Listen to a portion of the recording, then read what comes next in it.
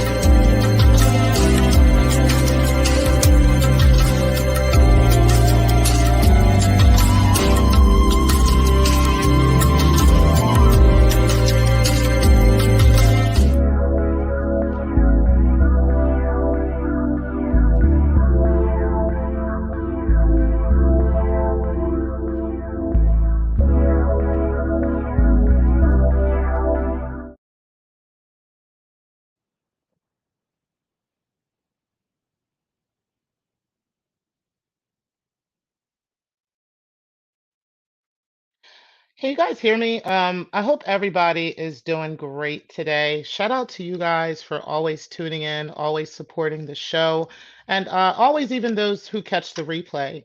I definitely appreciate that. So today we're going to get into the JWs and a lot of stuff that happens with them. I have talked about them in the past. I actually did a series of videos on them a while back on my other channel from Miss T Pre, but to protect my family at the time, I ended up taking a lot of those videos down. I may have like one or two still up, but there was so many of them. There was a lot. And then I also had a channel called Apostasy's Finest, you heard. And I did on that channel, I channeled a lot of anger on that channel. There was a lot of stuff that I had experienced from my childhood as a JW that, I needed to channel out. And I ended up doing that on that channel. But I have since taken those videos down as well. And I'm glad that I did because it was just so much anger just coming out at that time. And that was part of the therapy that I was going through from seeing a counselor as well as dealing with that. So I'm thankful that I had that channel and I'm thankful that I had the opportunity to put that out. But I did it, and that's kind of the past now. It's not that I have forgotten about it, but that person has passed away. Also, there's so many other things that have taken place since then along with counseling that it doesn't affect me as it used to. So I don't really feel the need to discuss it as much. One day I will talk about sex abuse again with the JWs, but I did touch on that the last time I did a video on them. So if you guys have not seen that video, I will put a link to that video in the description box. I did get quite a bit of views on that video. So I will put a link to that video in the description box because it was really kind of witty and fun. And I did enjoy that and talking to you guys about that. So, but I did say that I would make another one, and I'll probably make some others too, because I have many, many, many stories about the JWs growing up as a Jehovah's Witness. Um, but today we're going to particularly talk about particular things. So, but before I get into that, I actually wanted to talk briefly about Monique and DL Hughley, okay? Because there's a lot of people talking about that lately. And I just wanted to give my honest opinion about it. I have looked at a lot of different opinions on it. I've even seen some of Monique's recent videos and her recent commentary. I've seen DL Hughley's daughter's commentary and some other things that have been happening. And I do have some comments on it. Um, and I wanted to get into that real quick. And like I said, my opinion might not be completely popular. Now, I'm not 100% on the side of Monique. I definitely don't think, I do think that she could have handled that much better. I think that there could have been a lot more restraint on her side as well as her husband's side, particularly just thinking of their age. Okay. But I also want to say that there is a thing of blackballing black women in Hollywood. This has been done many, many times with many different women on many different occasions, and even black men too. So this is not something new. What is new to people is black people speaking about it, or black people speaking out openly and being, rogue in a sense about it. Okay. And I think we're missing that point of it. And that's where I think I'm going to be the devil's advocate with this. I think we're missing the point that Monique is at an age where she does not mind being herself and allowing herself to be seen as who she is. Okay. Um I think that she feels, as many black folks have felt in the past and even now, that we don't have a voice in Hollywood. And when you speak up and you speak out and you be loud and boisterous, the first thing that comes out is the angry black woman. Okay? That is the first thing that comes out. Now, is it that she could have shown a different, or done this different? Yeah, I think she could have. But I also do think that it's time we're hearing people as opposed to looking at how they're reacting or what they're saying or the words that they're using or how abusive those words are and how this is setting us back and all this other stuff, because who is going to be the pioneer in this situation in speaking up and getting something done, getting some action done? Do you understand what I'm saying? Because I believe that's the point of her doing that. Now, I'm not saying that she's right. Like I said, I think it could be done different. I think I would do it different. Um, but I think what she's saying is not 100% wrong. And I honestly do think that DL, okay, has always been kind of a non code kind of man. Okay. He's always been the kind of man who would talk trash and say stuff. That's pretty much his comedy, is talking trash about people. He really has never had real comedy per se. You know what I'm saying? I don't know. Maybe that's me. That's my opinion of him. I don't think he's nearly as funny as Monique. I think that her comedy has been truly authentic. And I think that she would deserve a headliner space over him any day. And I would actually pay money to go see her. I would not pay money to go see Dale Hewley. I wouldn't. I wouldn't even buy a Netflix special on him. And that's facts. Because I don't think he's funny like that. So, yes, I think that she could have, like I said, handled it a little bit better. But at the same time, in listening to the message, okay, and with the fiery personality that she's always had a personality of standing up for herself, not having a problem putting you Necros in your place. Do you understand what I'm saying? Or anybody in their place. She doesn't have a problem with that. Black women who do that are always viewed as angry, always viewed as, we're always viewed that way. And everyone has to view us that way. And we all have to jump on you and tell you that you need to sit down and you need to be quiet. But again, who is really going to be the pioneer in this? Who is actually going to be the one that's going to say, no more? We are no longer going to allow ourselves to be mistreated in a space that we built. You understand? Because this is all built off the backs of Black actors and actresses. Let's keep it real.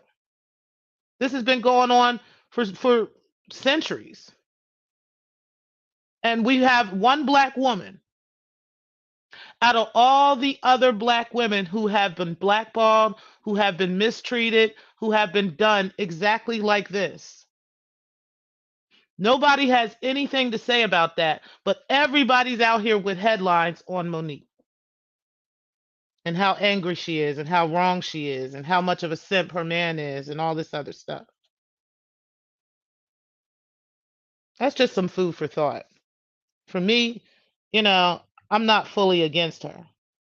I will say, like, for the sake of herself, for the sake of her sanity, I would say fall back.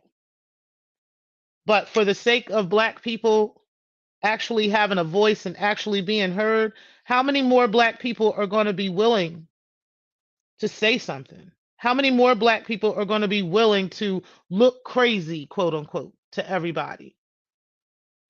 To be the radical, to be the one to say, no mother freaking more.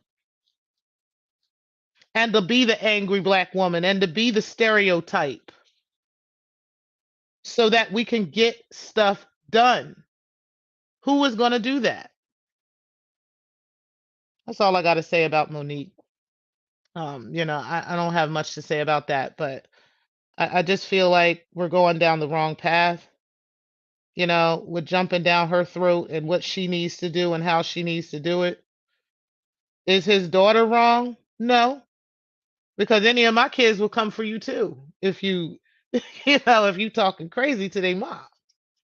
I mean, that's just what it is. I think that's natural. But I think this is a distraction, and I think people are missing the point of the whole situation. And, that's just my commentary on that. I hope everybody is doing good as we get into this conversation about the JWs. I first wanted to talk about being a woman in the Jehovah's in the organization. Okay. and how I had seen a lot of things growing up as a Jehovah's Witness. I saw witness things from my mom, and shout out to mom. I know she'll be watching this video at some point.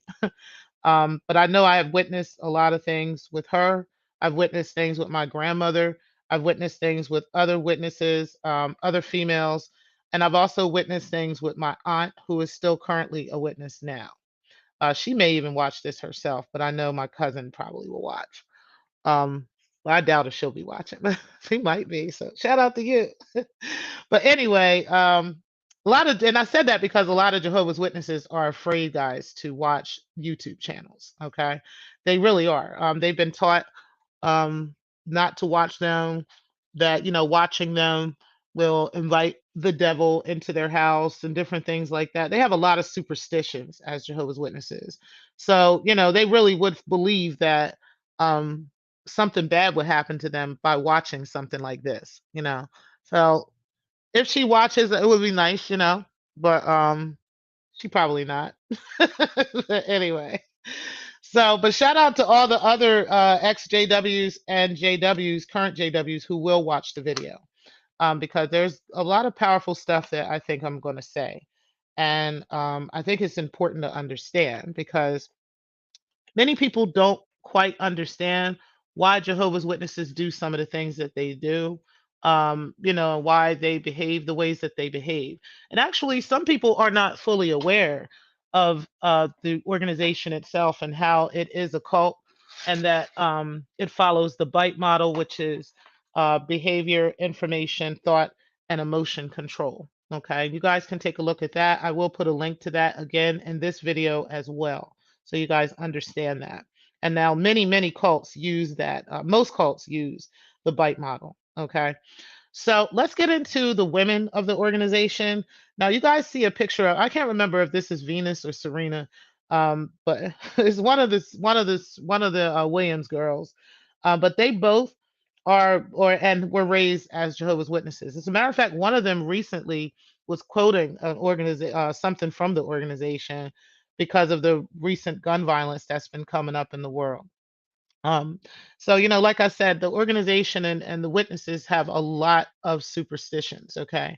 And so they automatically think that, if something is going on, in the world, that this is Jehovah bringing this about or whatever. But either way, she did make a quote recently, which just kind of shows the indoctrination just really a lot of times never leaves people, okay? Especially if they have other family members that are still in the organization.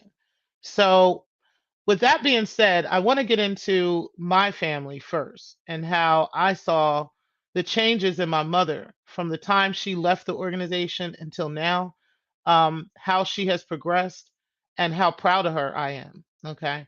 So, my mother, when I was in the organization, I didn't really realize how sheltered she was and how painful this was for her until I was an adult. Okay. I didn't quite understand her journey. You know what I mean? I just knew that there was a lot of things that were mentally affecting her, and I didn't quite understand because I was a kid. I did know that she was disfellowshipped by the time I was 15. Okay. And so I spent that year not speaking to my mom. And it wasn't because I didn't want to, it was because I was forced not to. Okay. Um, and she tried her best. As a matter of fact, I have evidence of that. I know for a fact that she definitely attempted and tried to be in the lives of myself and my brother for that year. It probably wasn't even a full year. But it was sometime between 15 and 16. And then by 16, I was with my mother. I was living with her. But I had lived with her my entire life up until that point. When she got this fellowship. And like I said, it was definitely my father and others in the organization that did their best to keep me away from her. Okay. Because she just simply wasn't a witness anymore. She did not want to be indoctrinated. She didn't want to deal with the trauma that came with being a Jehovah's Witness female. Okay, with being a woman in the organization. Some of those traumas, and I know that my mother didn't experience these in particular because my father was not abusive to her, for sure. I know that for a fact. She even says that.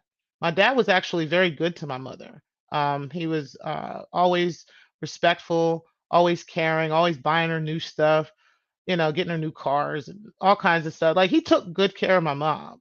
It was just the pain of being a witness, okay? Not being able to live a regular life, not being able to raise your children like regular people. Those were real pressures on my mother. um and she tried her best to raise us normally. She tried her best to give us a normal life, but it didn't always turn out that way, because we were in the organization. So for instance, we had 5 meetings a week. And there were other things that we had to do. We had to go out in field service and different things like that.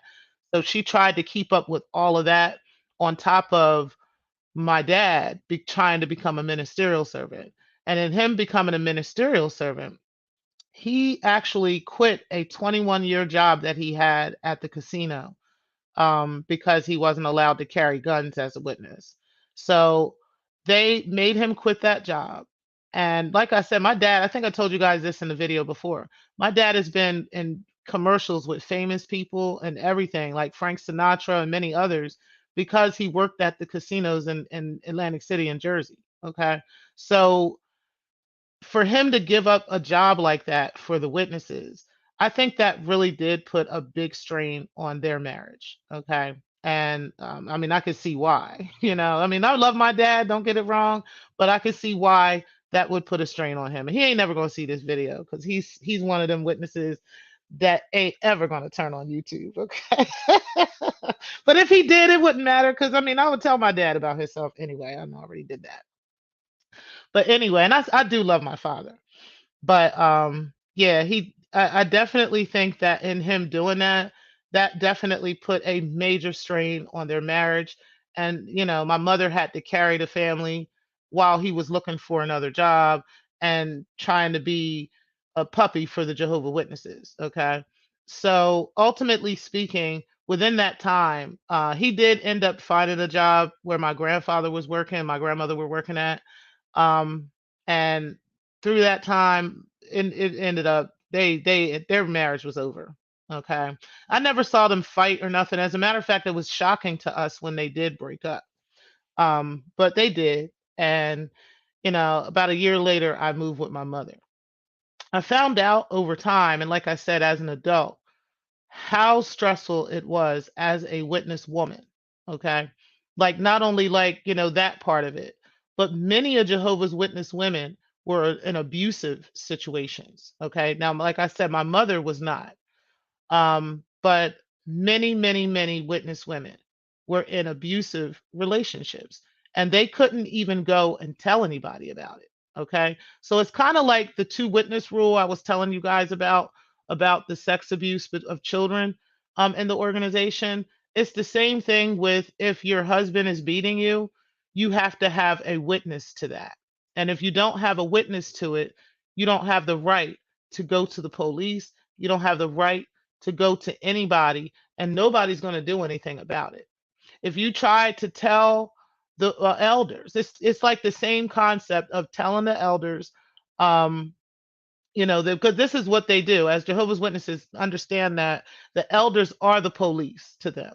Okay, the elders are the law. Okay, so if there's an issue, you go to the elders, and the elders would be, for somebody who doesn't understand this, the elders are in rank, the highest rank in the kingdom hall. So they would be like the pope or the priest. Okay, in the church. Okay, the governing body is the highest rank in the organization itself, which is the pope. Like they would be equal to the pope in the Catholic Church. Okay, but the elders would be equal to like the priests at different churches. Okay, so that's what that would be.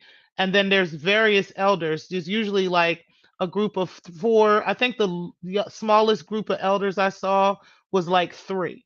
Okay. And then there could be up to upwards of 10 to 15, 14 elders in the Kingdom Hall, depending on how big the organization is. I mean, depending on how big that congregation is. Okay. In various parts of the country. So that's kind of like the hierarchy of it.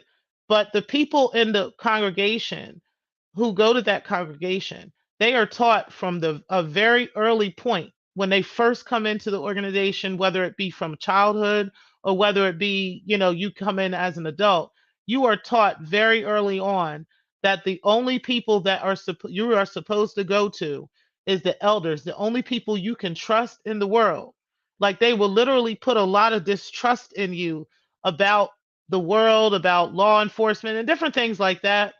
And that may be where some of that comes from with me. You know what I'm saying? Like, I'll be honest, that might be where some of my distrust comes from of government and of law enforcement, just based off of what I was taught, because I was always taught that the government was against us. I was always taught various things like that as a witness. I'll get into that one day with you guys. I may have gotten into it a little bit on the other video, but I'll get into that another day a little bit deeper. But either way, um, the witnesses always believe that, elders are the only ones you can trust. And I don't believe that, but that's what they think. Okay. So anything that happens in their household, any kind of abuse, any kind of anything, and whether it's your kids or your wife or anybody, you are to go to the elders. You're not supposed to speak to the police or nobody. Okay. You're not supposed to trust them. You're not supposed to trust government. You're not supposed to trust the courts. None of that stuff. Okay. None of that whatsoever. So about 99% of Jehovah's Witnesses at the time would never go to a cop. They would never call the police. They would never contact anybody, regardless of what's going on. So women did the same thing. And if their children were being abused, they weren't saying anything. If they were being abused, they weren't saying anything. And 9 times out of 10, with the elders, a lot of times these elder groups were groups of men who were just as abusive as the men that they were counseling. So they would be alcoholics. Some of them would be drug addicts. Some of them would be all kinds of stuff, but particularly alcoholics. You usually wouldn't see a drug addict Jehovah's Witness. That would usually be something that would be pretty, that's pretty rare. Like I don't know about that. But especially about the alcoholism, that is a big thing because you're allowed to drink as a Jehovah's Witness. That's just something they do. So that's the one thing that they're allowed to do is drink. So it wouldn't be far fetched to meet an alcoholic elder at all. It wouldn't be far fetched at all to see that. It's funny because my dad, he's still an elder to this day, and he doesn't drink. My dad probably hasn't had a drink since I was a kid, and he used to drink beers. Like I never saw my dad drunk or anything, but he used to drink beers like every so often. But he doesn't drink at all now.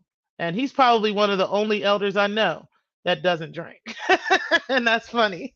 He's probably one of the only elders I know that actually does not drink. It's funny. But yeah, that's true about him.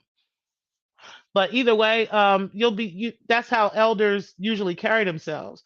So it wouldn't be out of the ordinary for an elder to be just as abusive as the men that they're counseling in their congregation, or just to be as abusive to their wives or to their children. There's been many elders who have been molesting their kids and different things like that, and are now in jail or are on trial, and different things right now because of this. But either way, this was the environment that Jehovah's Witness women were in. Okay. It was a cult environment. It was an environment, a misogynistic environment as well. So women are not allowed to do certain things. So now, lately, which I'll tell you about in a minute, lately things have changed, but I'm just telling you about the era of when I was growing up in the organization.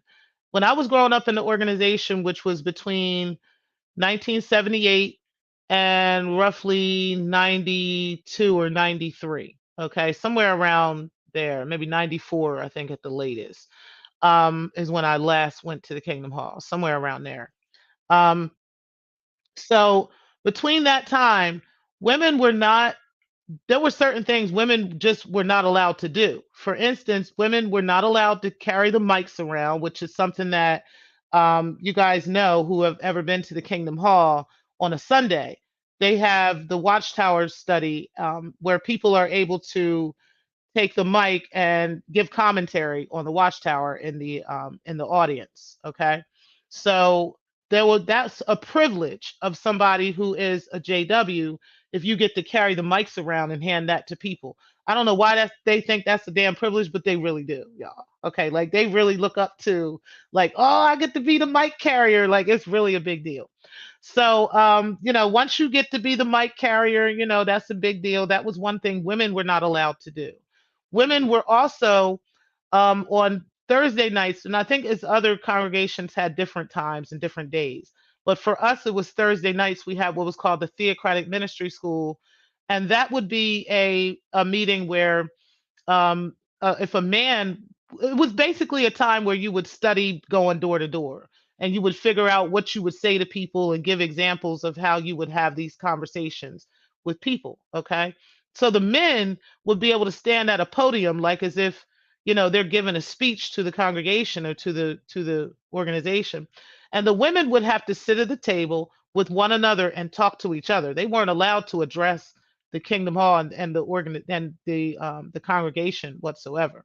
Now, I never picked up on that until I was an adult, but I actually, participated in many of those talks. That's actually, I attribute how I speak and a lot of my speech to that.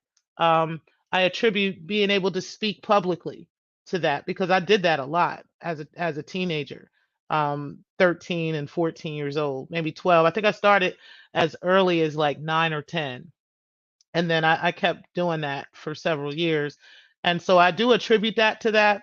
But I could have gotten this somewhere else. It's not like they're the cornerstone of that, but the point is that I did that for many years, and I understood that. I didn't quite understand the misogyny of it. Of how I can only address this one lady sitting at the table with me, or another teenager sitting at the table with me as a female, but I can't address all these men and other people out here.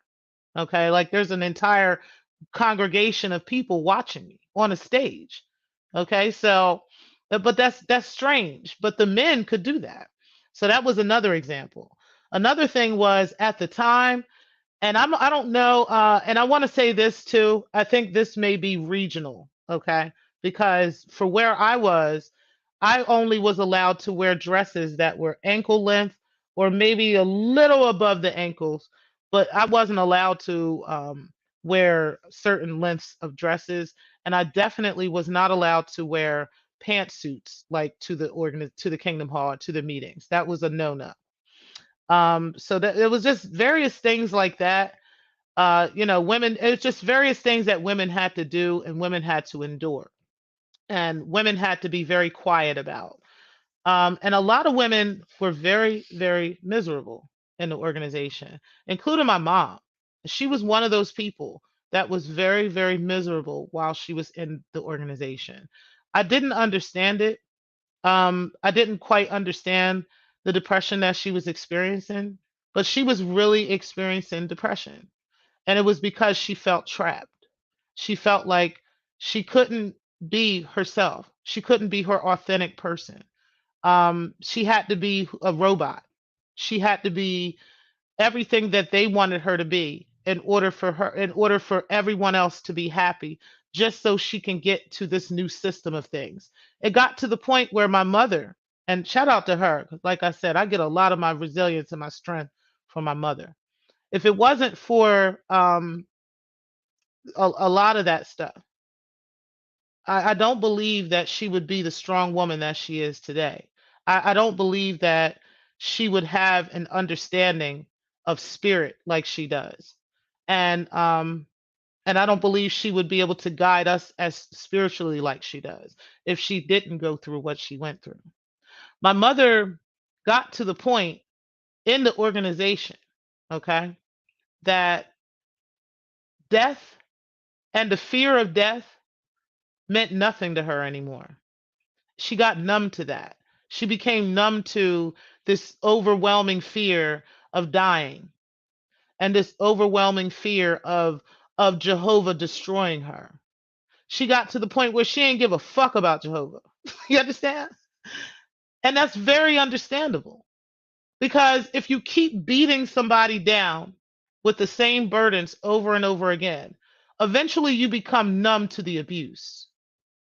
And I think that's what happened in her case. After she left, though, it took years, many, many, many, many years for my mother to become unindoctrinated. Many, many years before she was able to do certain things and not feel guilty about it. Now she's fine. You can't tell her nothing. But at the time, she felt guilty, about leaving, guilty about um, not feeling bad, you know, guilty about uh, feeling like she was embarrassing her family because that was another thing, you know. Everything was about appearances, and that's another thing. How a lot of women in the organization, everything is about appearances and how things look, how things appear, how things, as opposed to what things really are. You know what I'm saying? So, if the organization, you want to do your best as a Jehovah's Witness female, as a wife, to make everything appear perfect, especially for your husband, because your husband is supposed to be this shining example of a man in the organization. And so he is supposed to have an exemplary family, okay? Which means the wife has to be at her utmost perfect perfection at all times, and the children have to be utmost perfection at all times. Most of those families who were trying to strive for that ended up, none of that is popping off. Most of the kids that I know that grew up with me as a witness are not witnesses now. Okay. And they're not even living even close to a lifestyle of such. Um, Most of the women that were, my mother's friends, for instance, are no longer witnesses. Or if they are, they've changed the way that they do things. Um, Even my aunt is as a witness. There's some things that she has recently started to say and started to talk about that she would never have been caught dead saying just a couple years ago. So I think a lot of it has to do with the death of my grandfather.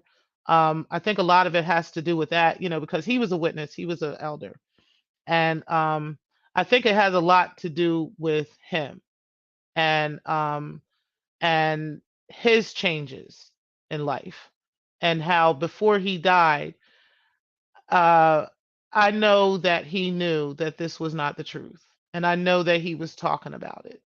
So he wouldn't have been caught like dead writing that down and telling anybody in the Kingdom Hall, you know what I mean? Because he was viewed as this exemplary elder and everybody looked up to my grandfather. Everybody thought he was perfect. Okay. And but yeah, but he was one of those people, and a lot of her behavior in life was shaped by him. You see what I'm saying? And shaped by her need to please them. She didn't want she didn't want them to do what they did with my mom, which was they shunned my mom. Okay, which is something I'm going to get into in a little bit about disfellowshipping. But yeah, they absolutely shunned my mother. They turned their back on her, and they expected me to do that, and I wouldn't. And I think my aunt's fear of that is what kept her in the organization for many, many, many, many years, which is something that they use.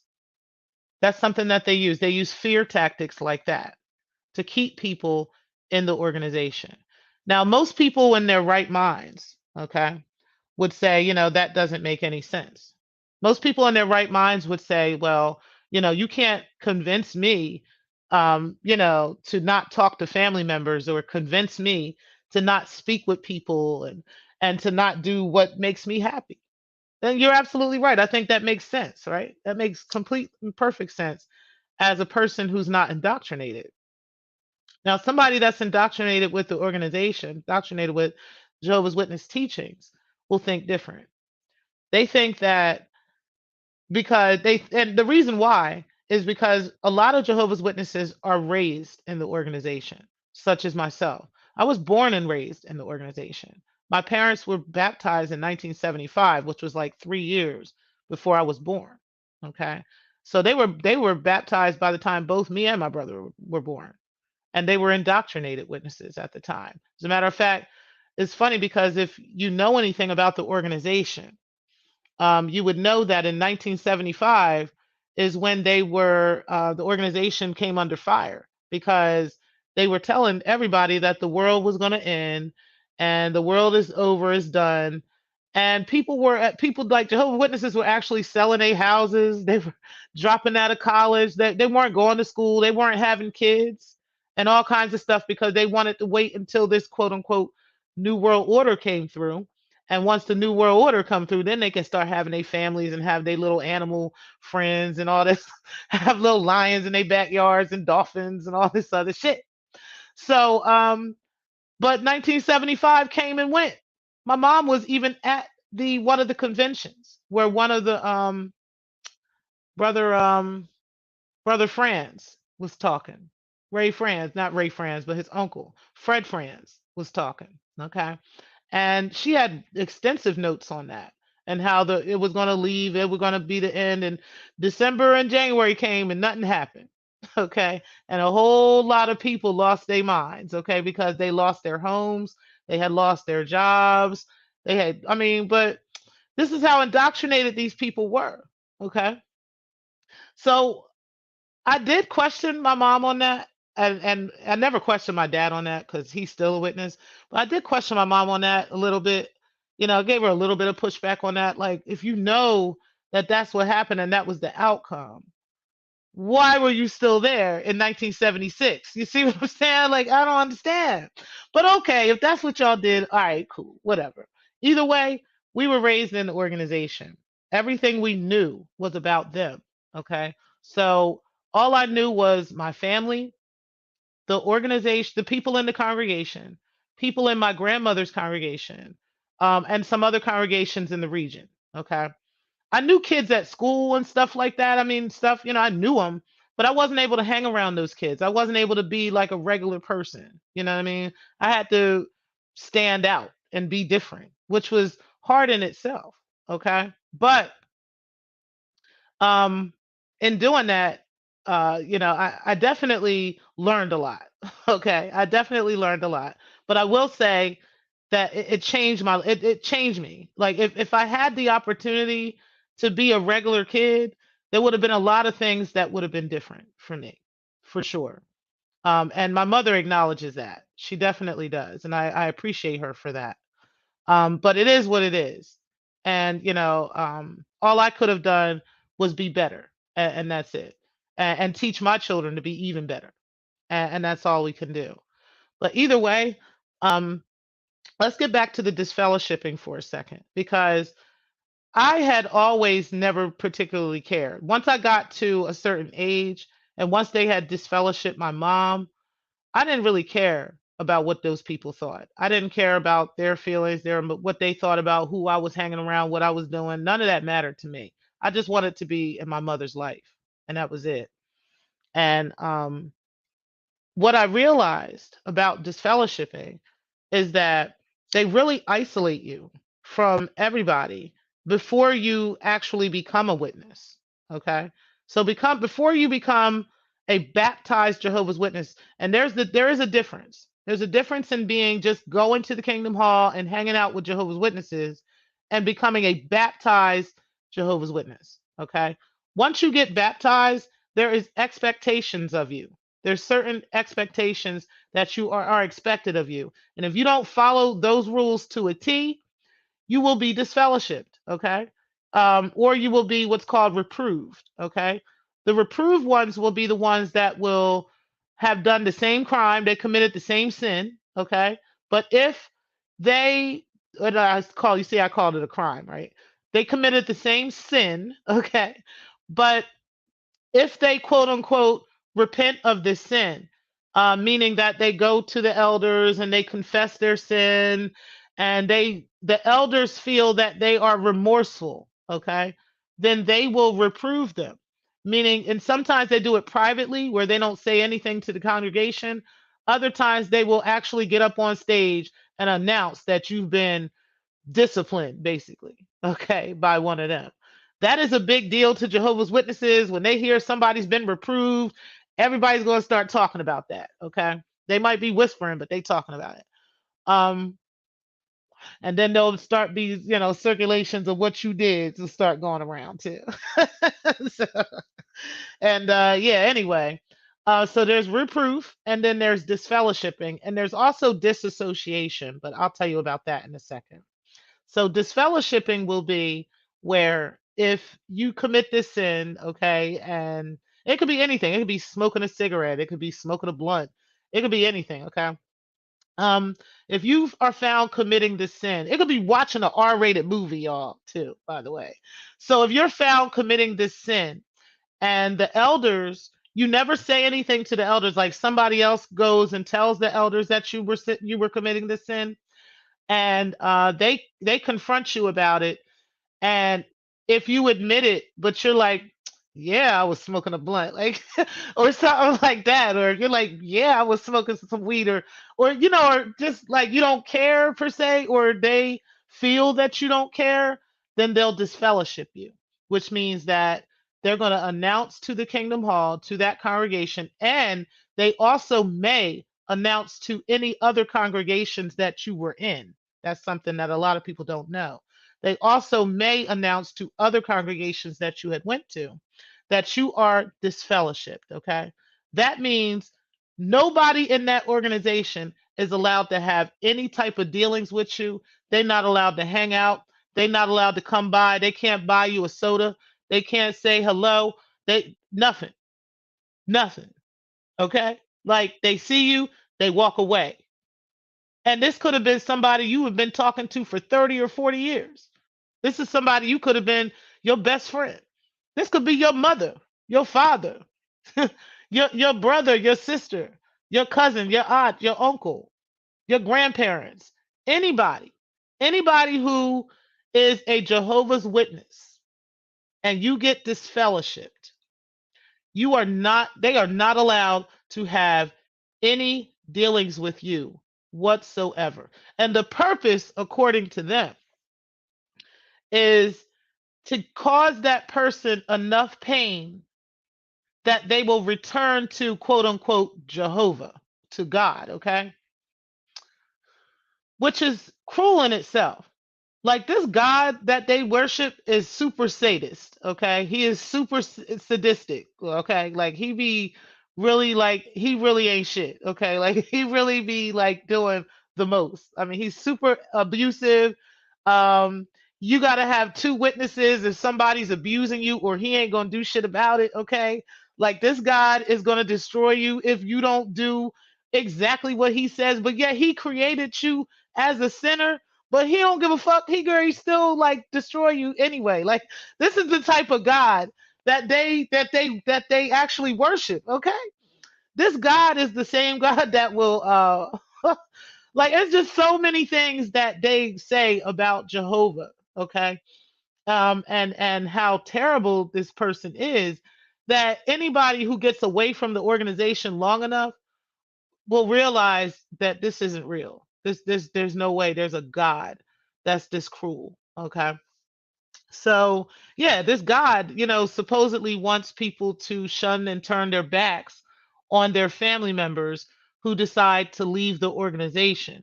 Now, many people leave the organization for many things, and most of the time they put this fellowshipping out here as the reason why people get this fellowship is because they committed some type of sexual sin, quote unquote, or they committed some type of drugs. They did something with drugs or something like that. They never make it where it's you were sexually abused by somebody or something like that.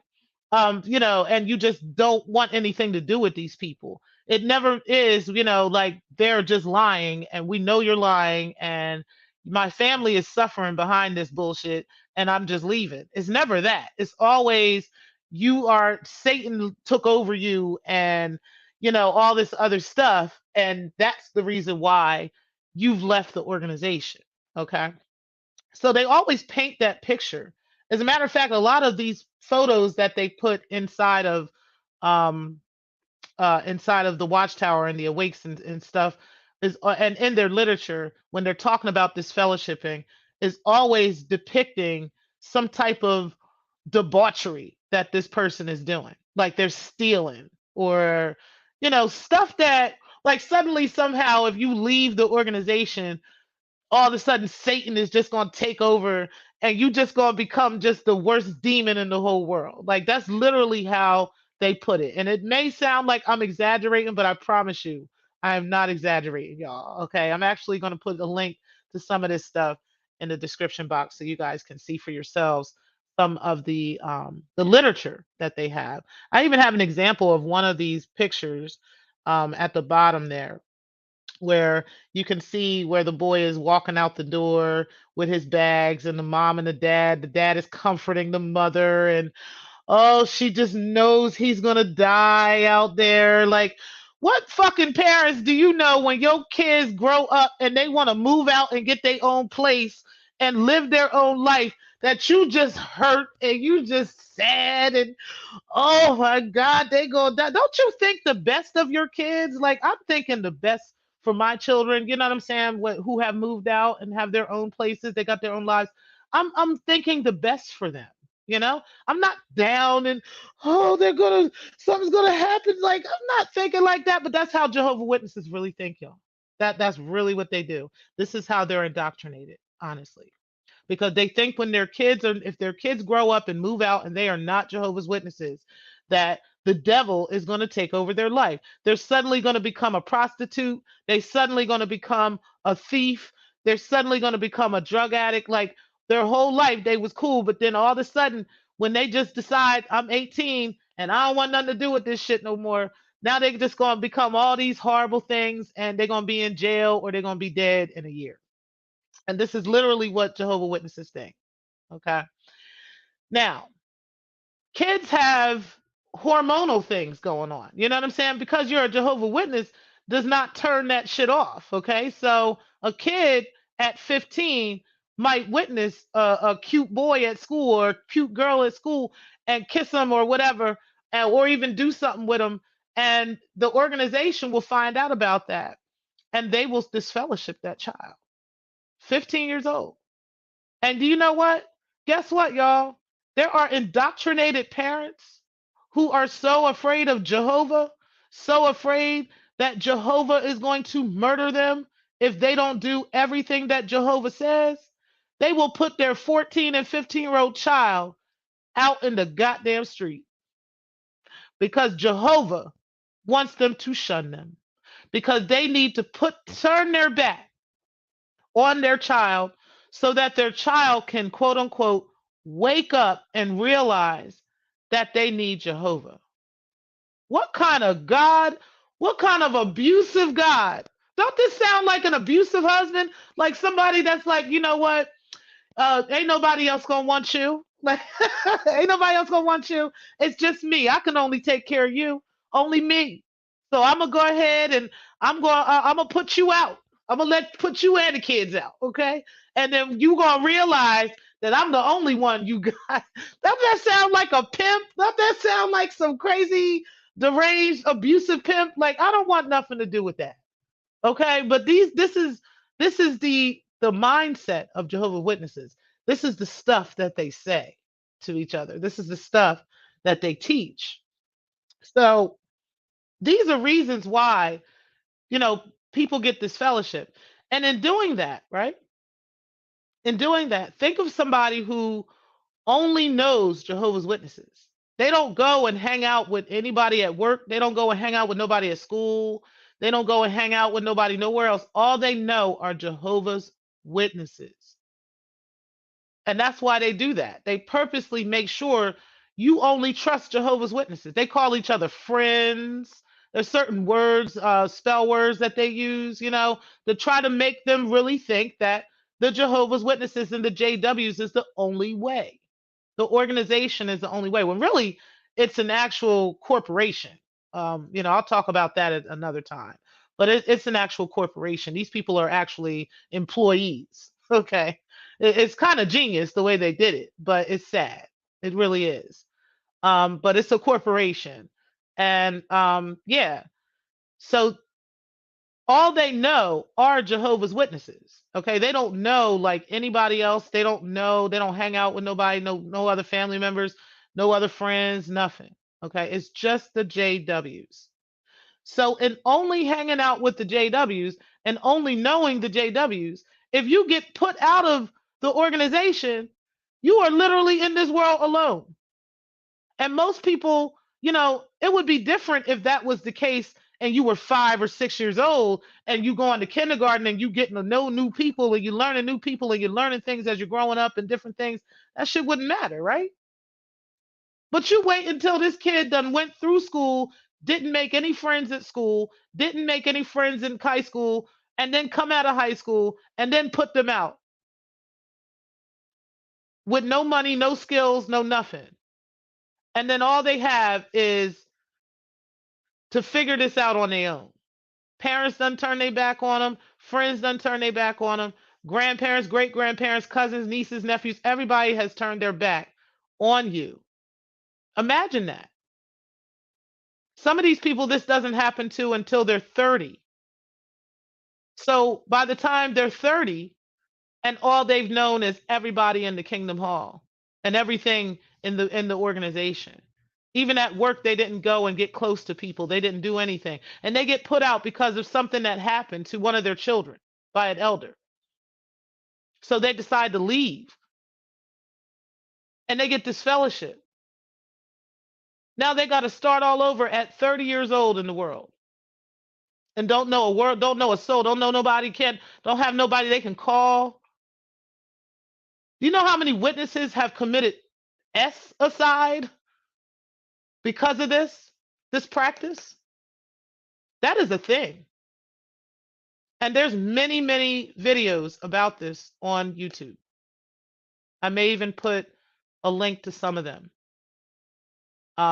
in my description box. I remember hearing a story about a young man who took his life as a JW and how he had been suffering through depression um, because he was disfellowship.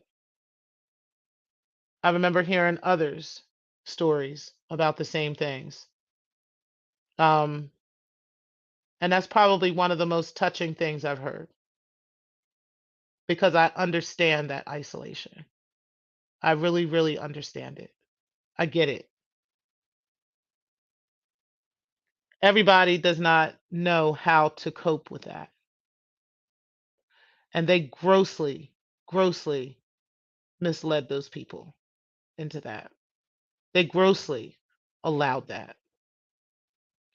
And they also don't encourage anyone to get mental health, get any kind of mental health help at all. That is actually completely frowned upon to go and speak with a mental health professional about things you're experiencing as a Jehovah's Witness. And they didn't use those words like, we don't want you to talk about what you're experiencing as a Jehovah's Witness. But like I said, they literally taught you distrust of everything.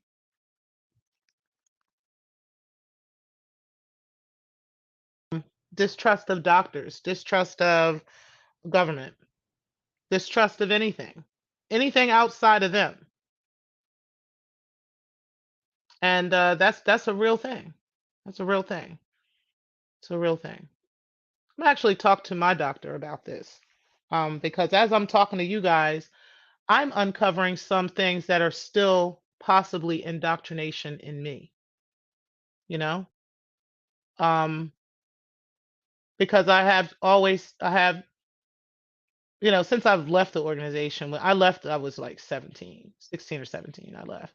Um, I went back like once when I was like 21, one time with my brother. As a matter of fact, I was wearing jeans and everything, and I felt so out of place in there. It was just, I never went back. But I'm going to talk to my doctor about this because even I have still a lot of distrust for some things, you know?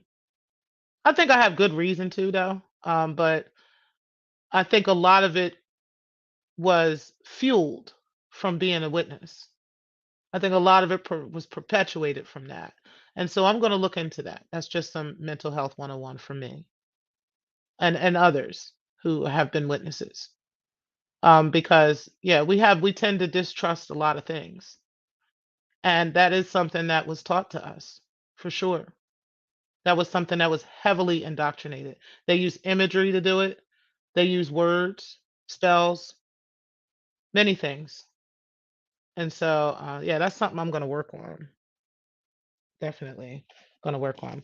Anyway, I'm sorry I'm going off on that real quick, but hey, sometimes and in my conversations about the JWs and things that I have learned and things that I have known about them, I've also been able to heal a lot of things in myself, and my family has too. My mother, brother, and so forth. So, but thank you guys for listening to some of those rants. But anyway, I just had to say that. But either way, let's get back into that real quick. So, and then I'm going to go ahead and go on to the blood doctrine in just a moment. Um, but either way, let's finish up with this disfellowshipping thing. So one of the things that the organization tries to say is that disfellowshipping arrangements will protect the congregation. Okay, which I found to be very gaslighty. And I'm going to tell you why I feel like that.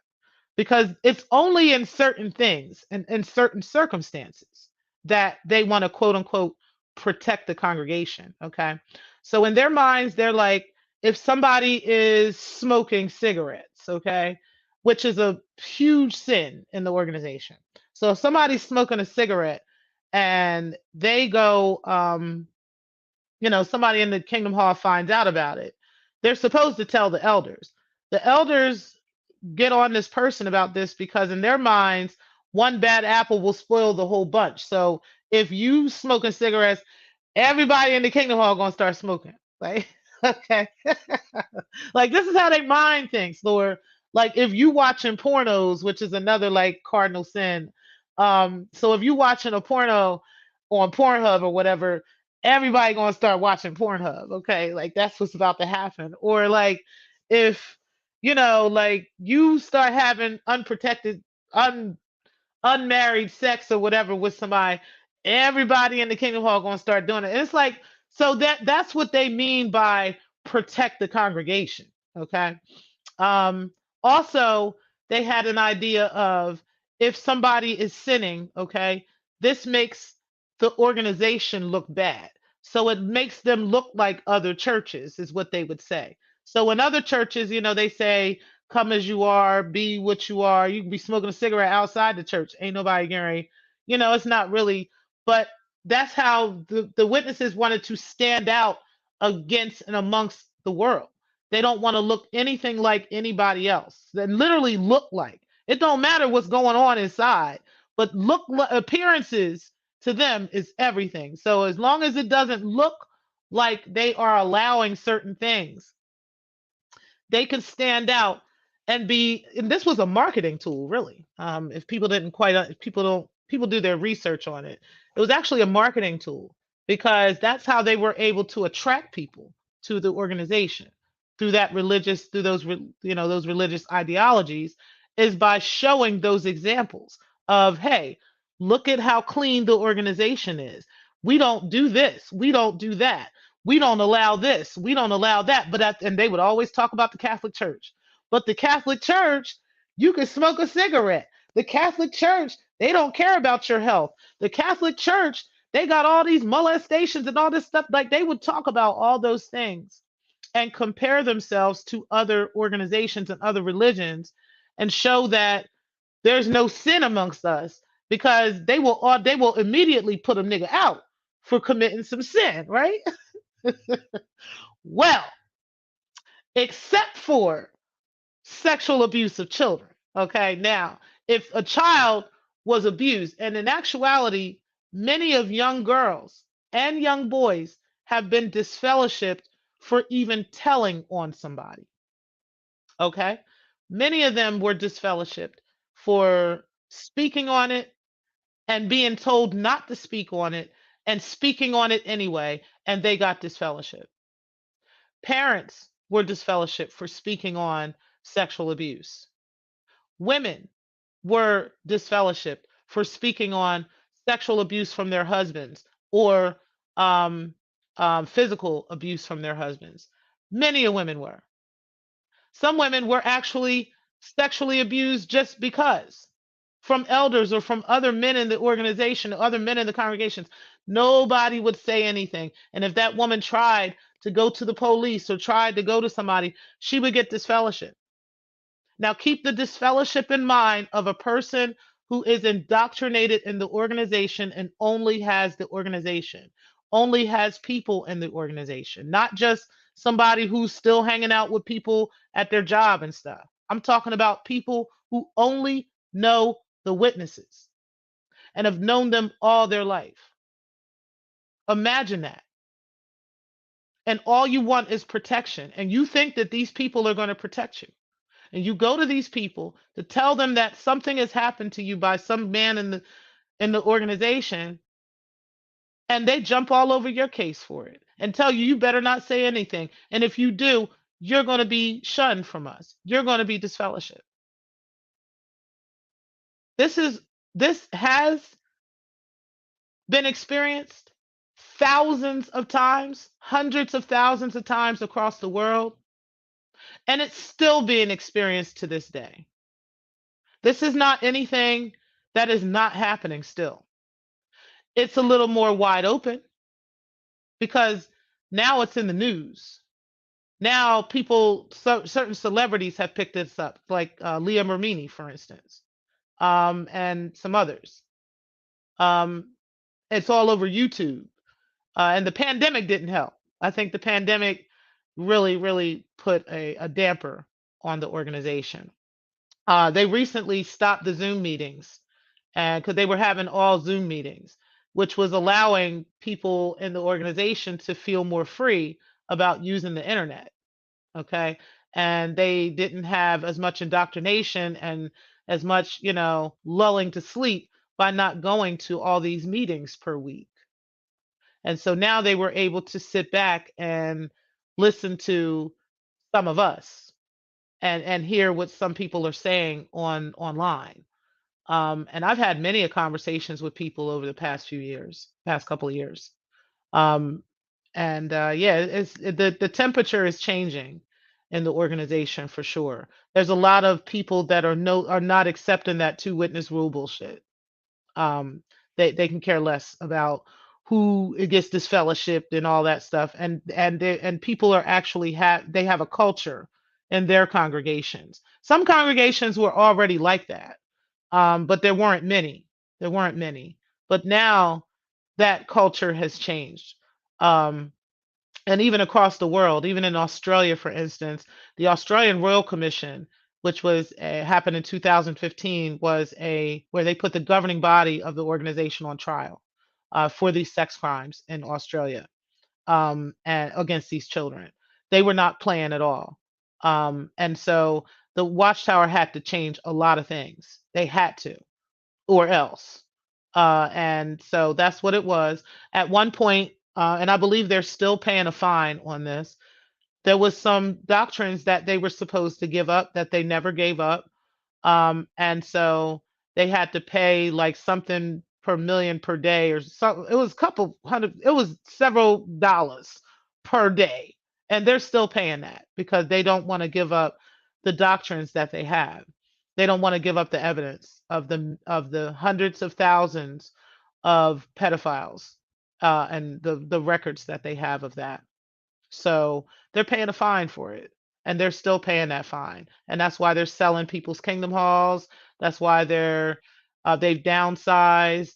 That's why they got the JW.org and everything is online and stuff like that because they can't afford half of the shit they used to do. They can't afford it, really. Some of the companies that they were invested in, they can no longer invest in. They can't afford to. Some of them they can. And that's another side of them that people don't know about. But I did talk about that in another video. Um, but I just wanted to talk about that disfellowshipping and just help people to kind of see. um, where that is, and how destructive that practice is to people that are witnesses, and people who are former witnesses. So let's talk about the blood issue, because that's actually another thing that used to get people disfellowship. Okay. So these three children that y'all see on this Awake magazine actually passed away from issues that need where they needed blood transfusions, and they didn't get them. And the Watchtower paraded them around as some kind of heroic people, and they called it youth who put God first. Okay. And there were many other children. So every single one of those children that y'all see on that Awake magazine, including those three children that are forefront, they did their three stories in the Awake. I'm not going to read those stories because they are very sad.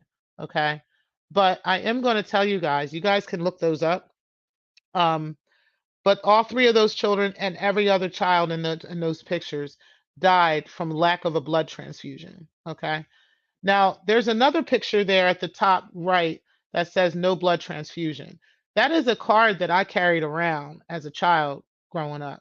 Um, I remember when I first got the card. I can't remember how old I was, but I remember when I first got it. And I was at the Kingdom Hall, and they were passing them around like they was hot cakes. Okay, everybody was getting them, and we were signing and putting our names on it and stuff like that. My dad wanted me to sign it and all this stuff, and then somebody had to sign it with me, and then it was something else on the back, and I can't remember what it was. But I remember that card distinctly, because I had to carry it with me at all times. My parents made sure I had that card before I had cash in my pocket. Okay. They made sure I had that card I didn't, before I even had an ID, or before I even had, like any of those things, I had that. Okay. So if something was to happen to me, and God forbid, thank God it didn't, but if something was to had happened to me as a child, no matter where I was at, okay, whether I was at school, whether I was on the school bus, which was most of the time, this is the places I was school, the school bus, or some Jehovah Witnesses house, okay? Um, if something was to happen to me, they would have had to let me die. They would not have been able to give me a blood transfusion. They would not have been able to give me any kind of blood parts or anything. Okay. I would have just had to die. And I had no idea the magnitude of that when I was walking around with that card. Okay. I had no idea. I didn't quite understand. And I don't know if they understood. I didn't really, I never asked my mom that. I'll ask her. Well, mom, I'll ask you. Anyway, I don't know if they understood the magnitude of that, you know, because you never know what's going to happen in life. You understand what I'm saying? And I don't think I would ever set my children up for that type of failure. Like, what if something really does happen? I can't prevent things from happening. I can prevent certain things spiritually. I can do certain things in the spirit.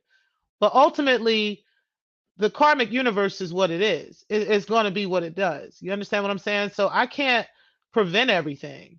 But how dare I put my children in a place like that? You see what I'm saying?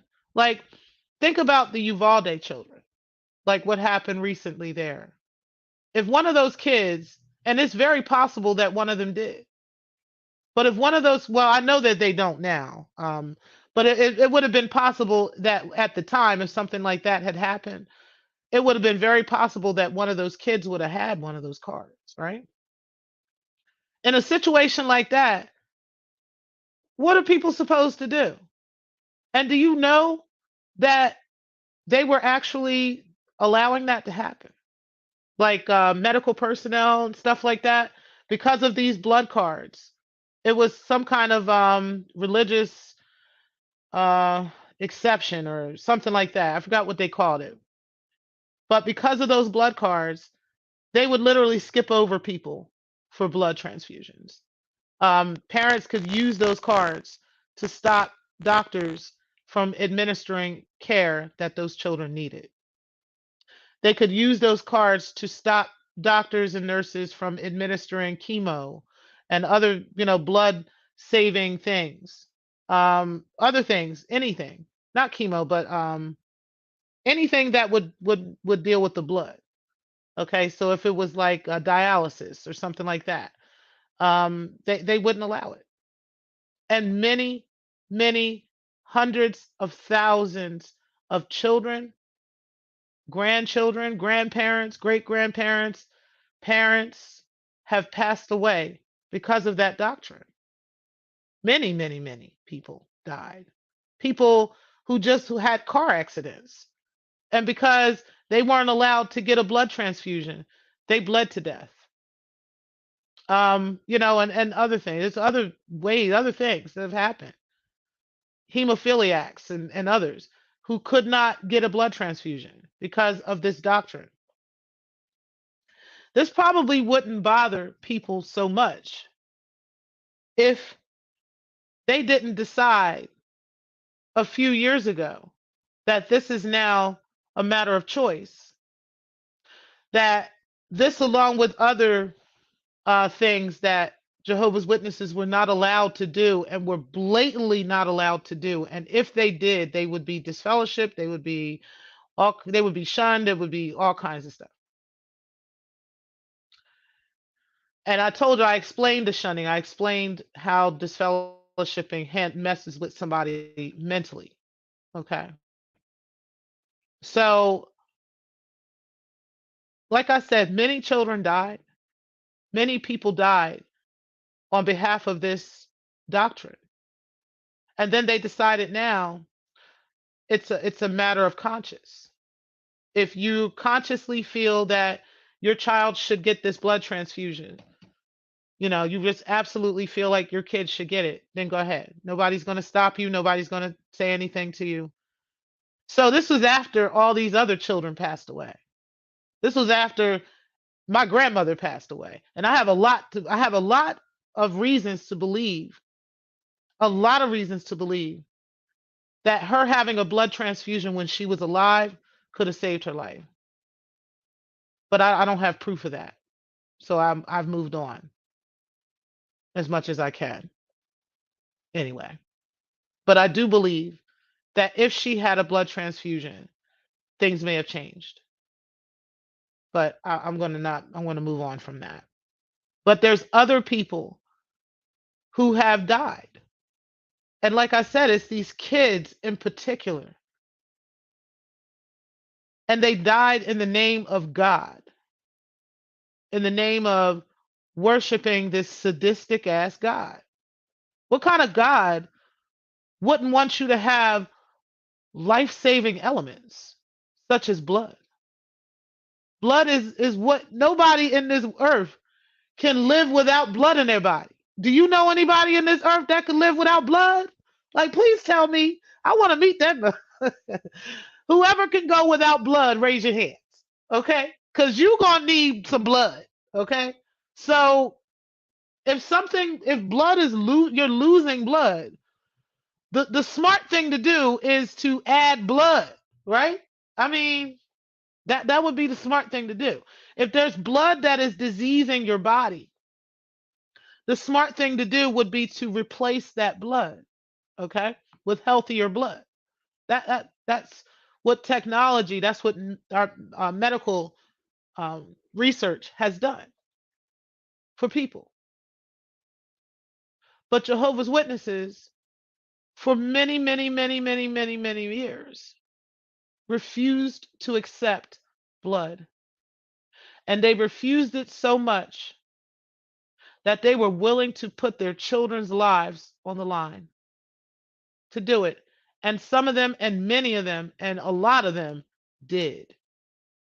They were willing. It got to the point, though, and I believe there's a story on YouTube about this. It got to the point where there's many stories like this, but it got to the point where the state began to step in to some of these cases. Um, where the parents were refusing blood for their kids because of these stupid ideologies. And the state just started stepping in. Like you're not going to just kill this kid because of that. You're not about to take this kid's life because of this stuff. Like they have to have it. If they don't have it, they're gonna die. And the parents are like, oh well, let them die. Like they're gonna go to the, I'm gonna see them in paradise anyway. I'd rather them not suffer and then go to the new world, and then I'll see them in the new world. So they were okay with their kid dying, even if their kid wasn't. There was some kids who had wrote like letters. Um, And yeah, there's a lot of these stories out here, guys. But there were some kids who had wrote letters about, on their final days. Um, and they were so indoctrinated. They were talking about Jehovah and how Jehovah is going to resurrect them as soon as they die, and they're going to be in this paradise, and they're going to see their parents again, and all. It was just really, really, really, really sad, you know, to know that those kids didn't have to suffer. These kids that y'all see in those pictures, all of them would be like in their mid to late 40s by now. They would all be, if they had lived, they would have all been like in their mid to late 40s. Some of them would have been in their 50s. And because I was a child when this came out, I think I was a kid, I was a teenager or something. So, well, maybe I was a little older. So, oh, you know what? So I guess they would, yeah, they'd be in their 40s. These kids would be in their 40s. So I can't imagine. Um, I can only imagine all that they could have accomplished, you know, what they could have brought into the world, what they could have been, what they could have done. They could have been the next biochemist. They could have been the person that finds the cure for cancer. They could have been, even though we think we know have that anyway, but they could have been the ones that would have pioneered it. They could have been, it could have been anything. So to take those lives like that, just for the sake of religion, for the sake of indoctrination, and for the sake of money, that's pretty messed up. That's unforgivable.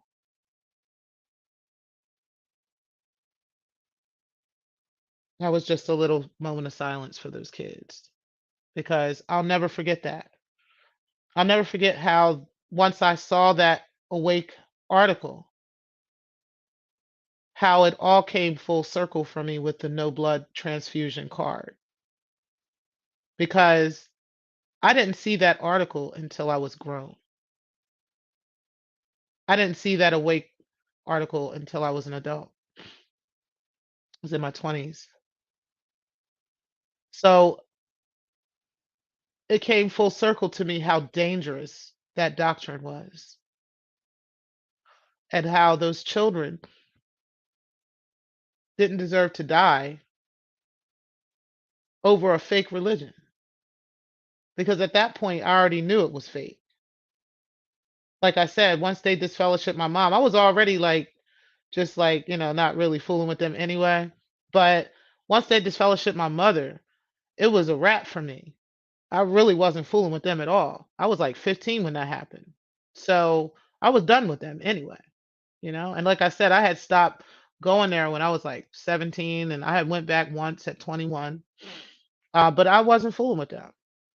So to see this and then to know that I was carrying around that same card and that could have been me or that could have been my brother or my cousin or you know what I mean? Like it was painful. It was painful that I got to live, you know? And those kids should have lived too. And they didn't live because their parents were indoctrinated. It's messed up. It's really messed up. But that is one of the other many painful reasons why I would never return to the organization. It is a place that indoctrinates people for the sake of their lining their own pockets. And it's absolutely ridiculous. It's sad. And they're still doing it. They're not as bad. There's some things that they have changed because they had to, because they didn't want to go to fuck the jail. And there's some of them who are definitely in jail. um, and there's some of them who are being sued left and right. The organization is being sued left and right because of stuff like this, because of the sex abuse and all these other things, the physical abuse of women and different things. So be careful when you want to get caught up in some of these religious organizations. I'm not telling nobody what to do, you know, because you're going to do what you want to do. But if something does not serve you, truly serve you and your family, right? Is it something that you really want to get involved with? Because, and if the history of it has not served either, is it something you want to get involved with? See, that's another one of those organizations that needs to be like, if they're going to like do it, they need to go to the foundation because the foundation started shaky, you know. Foundation was founded on Masonic teachings from the rip, from white supremacist ideologies. And yeah, folks need to look into that and understand it. Charles Russell was a Mason. He's the and he's buried in a pyramid. I mean, for goodness sake. And like I said, I'll put a link to my former video in the description box so you guys will be able to just see some of those things. I have lots of links in that video as well. I hope you guys are doing great. I see there is a lot of comments in the comment section. I do apologize, guys. I was just talking away and not listening to anybody. And so I'm going to go ahead and highlight a lot of y'all's comments and just talk a little bit with you guys before I end the show. But thank you guys for tuning in, as you guys always do. Shout out to you, Carla Martin. You said Grand Risings, Miss T. Pre, and folks in the clouds. Thank you for sharing this perspective with us. Peace to your mom. She sounds like a strong queen. She is great. My mom is awesome. She doing great. She takes her vitamins, her silver, all that stuff. She does all kinds of exercise and playing pool. My mom is cool. She's great. She's doing excellent. And she will be 70 this year. So shout out to her. Very proud of my mother. He said, good T Pring and chat. What's up, TMK? I appreciate you being in the building. Hey, R&T Entertainment. I appreciate you being in. He said T Pre left out one part though. She was actually born in the early 60s and marched with MLK and then while in a stroller. Yeah, that's when I was born. That's when I was born. You said, sets you off from the world and your family in a way that forces to question everything. Yes, it does. Hey, A Hill, I appreciate you being in. And it did. It put me in a position where I did question everything, which I think is okay, to a certain, like I said, I can take the meat and spit out the bones with some stuff. They weren't all bad, but there's so many reasons that they have, that I would never, ever, ever return to them just because of those things. But I can take the meat and spit out the bones from some stuff. Um, you said, peace to everyone. Hey, Outlaw, I appreciate you coming in as always. You said, my mentor who passed away taught me a lot of the physics of health, was a witness. Okay. The Bible calls for relationship, not religion. I don't align with any religions. I don't either. I definitely don't align with any religion, especially since I had been a witness.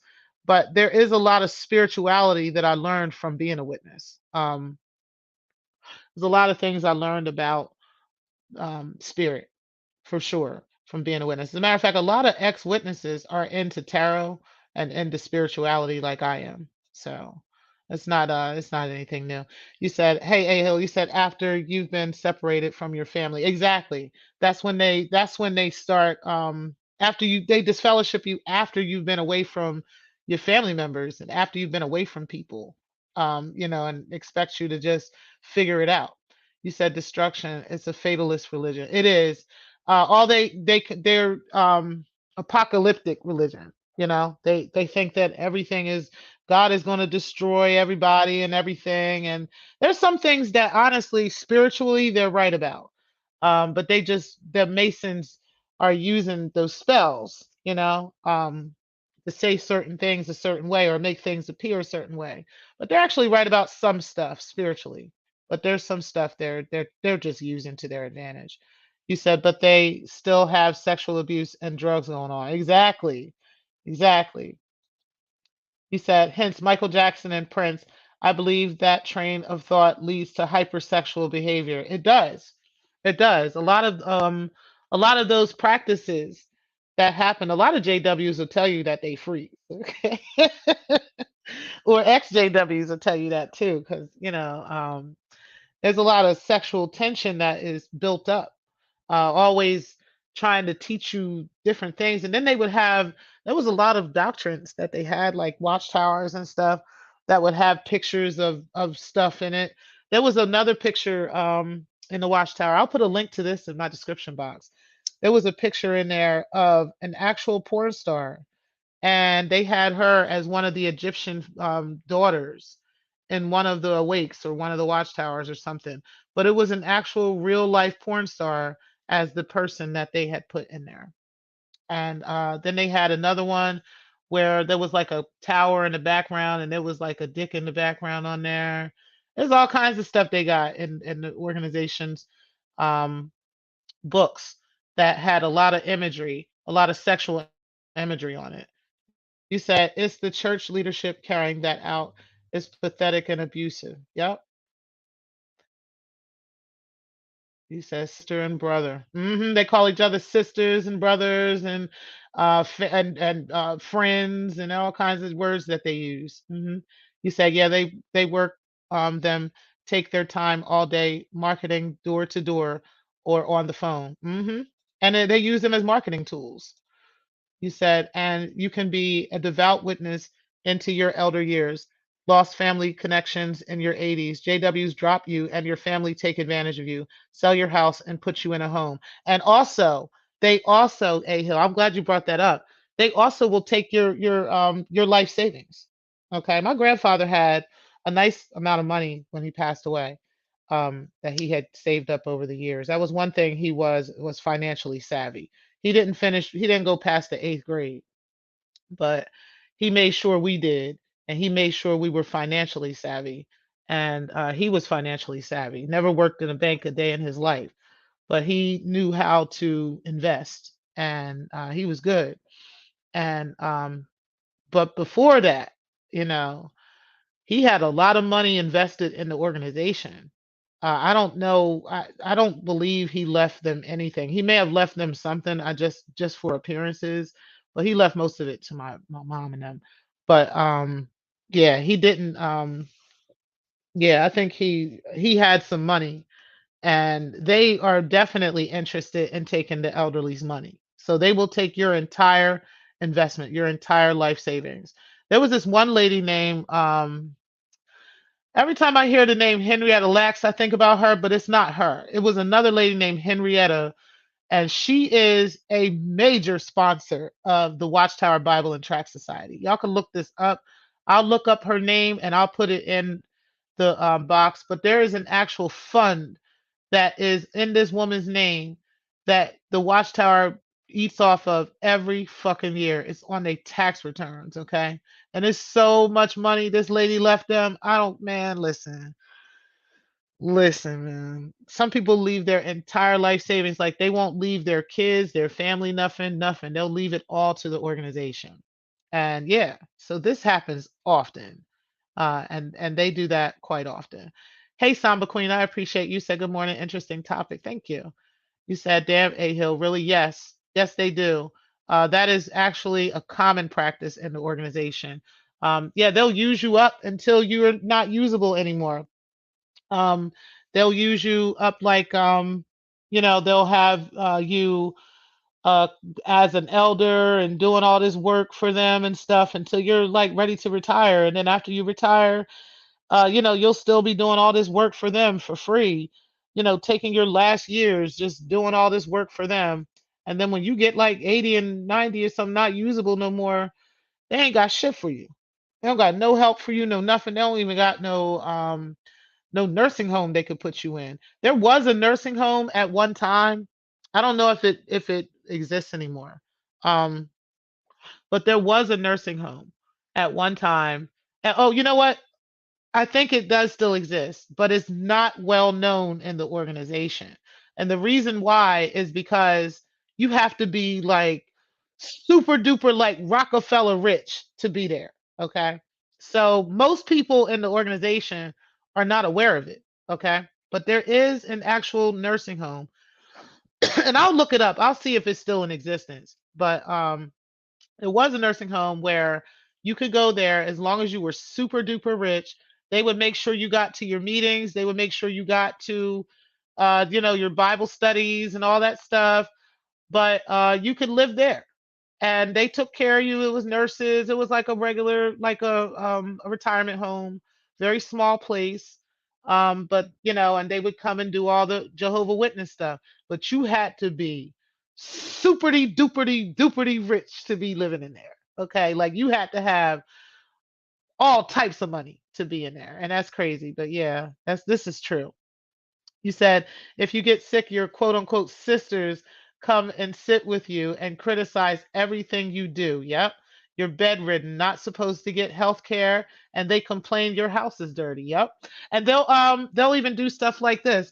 Where the kids were at the Kingdom Hall and stuff, or the kids were dying or whatever, and they're trying to get them a blood transfusion. They'll come in, they'll have the elders come and harass the parents at the hospital.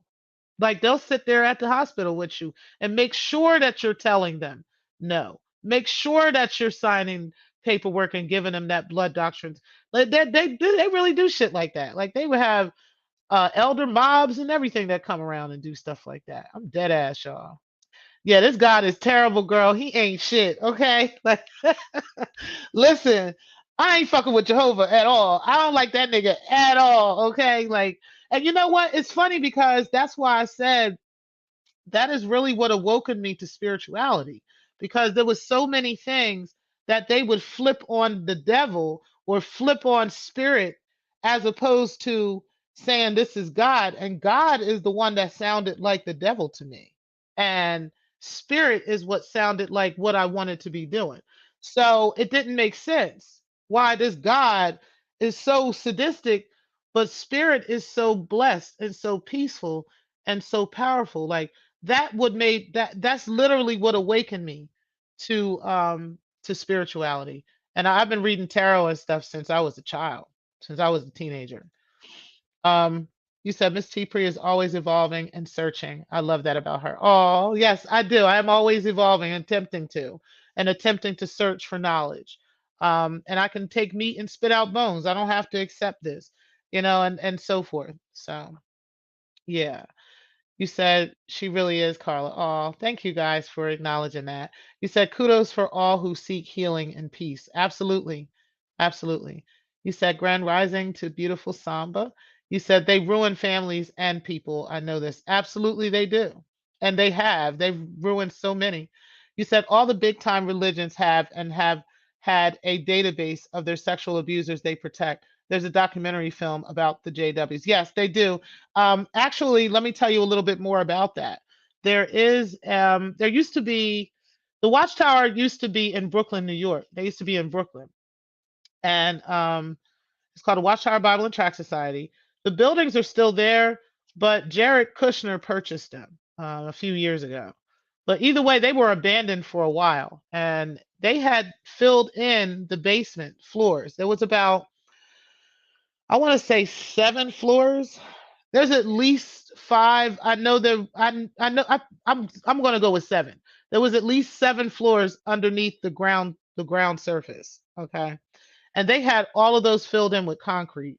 And there was a lot of S abuse under there. There was a lot of stuff that allegedly took place in there. There are people that have videos on this on YouTube where they've been S abused down there as children. And there's also people who had took place in satanic rituals down there. And then also there was some doctrines that were down there covering up sex abuse. Okay. So a lot of this stuff, some of it was burned. A lot of the books and stuff were burned, but particularly there was things that were just covered up. I guess whatever they couldn't cover or they couldn't get rid of, they had just concreted over. And there is actual proof of that. And then they just up and bounced to upstate New York. So yeah, and I forgot what town they're in, but they're up there in upstate New York. Um, but yeah, so that's a true story. So yes, the JWs did do that, and we all believe that that's the reason, but we nobody can prove it. You know what I mean? Nobody can prove it now because they did the concreting and stuff while they were on trial and while they were going through this stuff in Australia and multiple countries and all this stuff. That's when they decided at that time that they were going to up and leave Brooklyn, and they went up to upstate New York, and that's what they did. And nobody knew about the concreting until later. So yeah, you couldn't go in there and just go and get anything. You said you have a blessed day as well, Carla Martin. You said, I can't believe these folks who are so stringent are so abusive. It's nuts. And it's amazing how they are behind closed doors as opposed to how they are. And like I said, appearances mean everything to the Jehovah's Witnesses. Absolutely keeping up appearances means everything to them. Yeah, you said. So this is all appearances. This is all about keeping up appearances while hiding sexual sins of the prominent members. Yes. Yes. They wanted to do that because in doing that, they were able to sustain the business and make a lot of money for the business. They're not the only ones that do that. Like Outlaw was saying, the Mormons, they're doing that. The Church of Scientology, there's a lot of them. There's many religions and organizations and cults that are doing this. The Jehovah's Witnesses just happen to be one that I grew up in, so I know about it. Um, but yeah, that happens a lot. You said I can Samba Queen. I was raised Baptist and saw a lot of effery, then went to a Jesuit college, and all the priests and nuns were stone cold drunks. Re- Reeked of gin. True story. Yes, girl. Listen, I can tell you some stories about the JWs being drunks. I mean, them people, like, okay, there probably was not a event that I went to as a Jehovah's Witness kid that there wasn't alcohol being served. And that's how easy it was for me to start drinking, to be honest with you, because kids were drinking too. Because it was just something that we did. We ain't have nothing else. We weren't allowed to smoke. We weren't, that kind of stuff. But drinking was a thing, and many people got drunk right in front of me. I've seen plenty of people get drunk plenty of times, even though that was supposed to be allegedly a sin as well. And you can get this fellowship, and people can use that. That's another thing I was going to talk about women in the organization. I'll get to that in a second. Um, but people can use stuff like that against you. So, say for instance, I come to your party, you having a party, and you got alcohol there. I could take pictures or something and tell the elders, like, hey, well, at the time, people wasn't snapping photos, but they would just tell the elders, like, you had a drunken party. And the elders would believe them, and they would bring you in the room. And I mean, you'd have to, like, because you feel like they boss, they know everything anyway. And that's how they came at you. So you would just end up, a lot of people would just admit stuff or just tell the elders on themselves. Like, a lot of times they would. And so they would be like, yeah, I had a party. Now they disfellowshipping you or they reproving you if you felt remorseful or whatever the case may be. Elders even use that remorseful thing abusively against people. So say there was a woman who an elder was trying to hit on. Okay, I'm just going off a little bit, but say it was a woman that the elder was trying to hit on or whatever, and she rejected him. He might try to use certain things against her to publicly reprove her or try to use things against her to get her disfellowship or something like that. Like there was abusive, weird ass weirdos like that that had high positions in that organization all the time. So yeah, it's absolutely nuts. While they definitely did that a lot, and there was definitely a lot of drunks. You said, I totally believe you, Carla. I had an affair with a married deacon when I was 19. He seduced me and I fell in love. My parents found out and sent me to live with my aunt and uncle when they found out. That's crazy.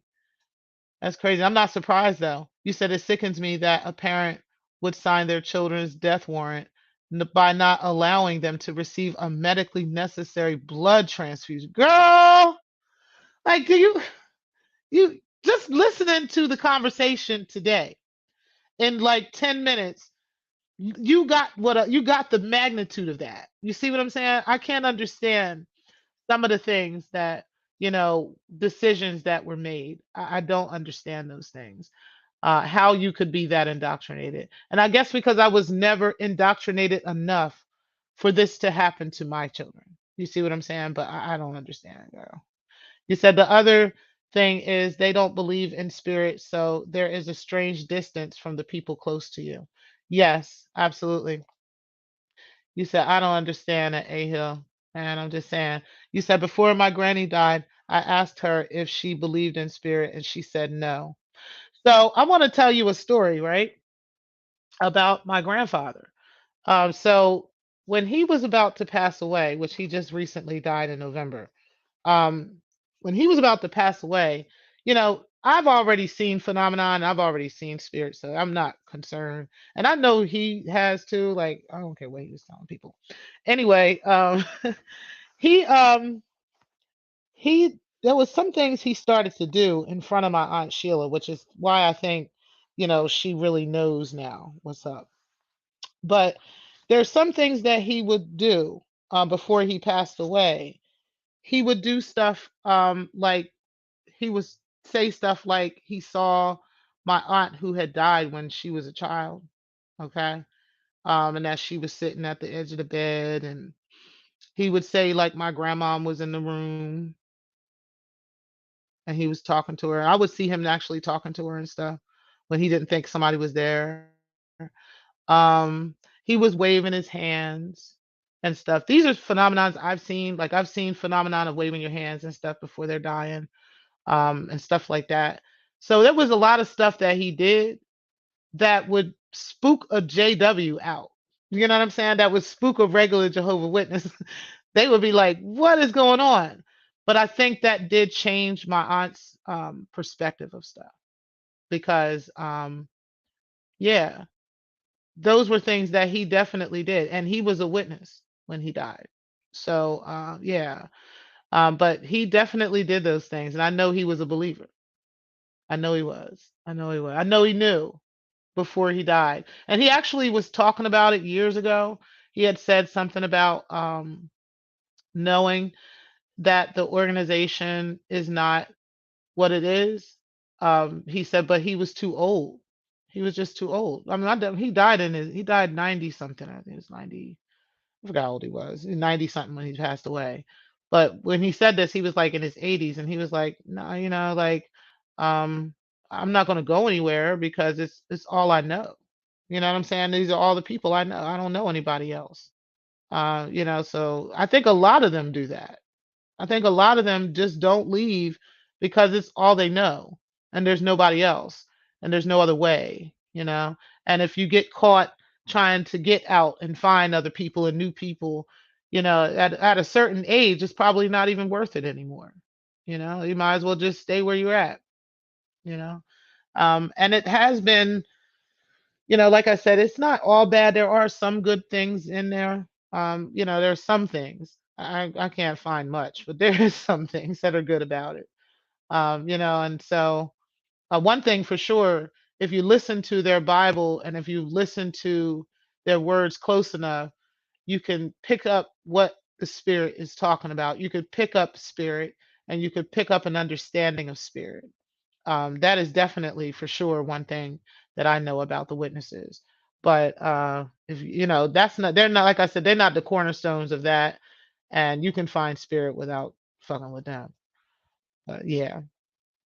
So that was just something that I can relate to as far as that. But I do know a lot of witnesses do die that way. But my grandfather, being who he was, did not. He did not. He said, if you believe He said, if you believe you and those have a spirit, it's different from if you believe obedience, you will see those close to you who are close to you if they are obedient as well. Yes, absolutely. There was a big difference in that. And so they never wanted you to believe that you even had such a thing. They never wanted you to believe in soul or spirit. It was always once you die, you know absolutely nothing. There's nothing else out there. And if you died as a JW, oh no, I'm sorry. If you died and you weren't a JW, you would be totally, utterly dead forever. There's nothing else. You're never coming back. You're never going to be seen again. And a lot of people stayed in the organization in fear of never seeing their family members again. A lot of people stayed in the organization in fear of losing family. You understand what I'm saying? And stuff like that, or being afraid that they're going to die and never live again. Some people that did the opposite for.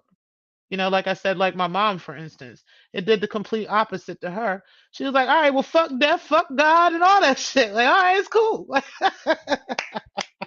Until one day she finally, she got more spirit. She understood spirit.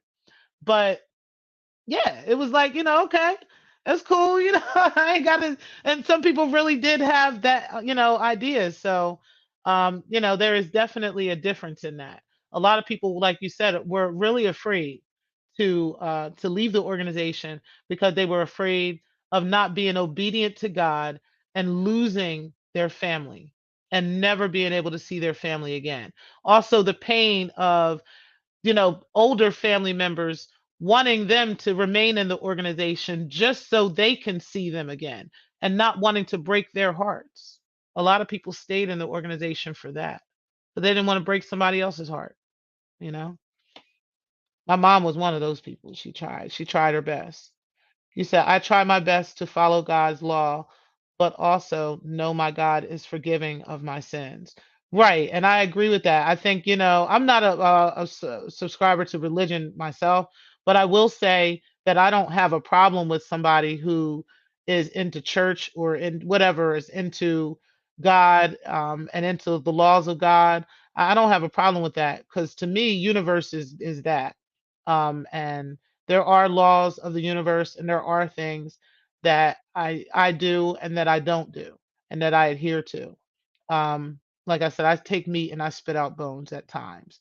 But I agree. I think there is it's a blessing to have grounding in your life. You understand what I'm saying?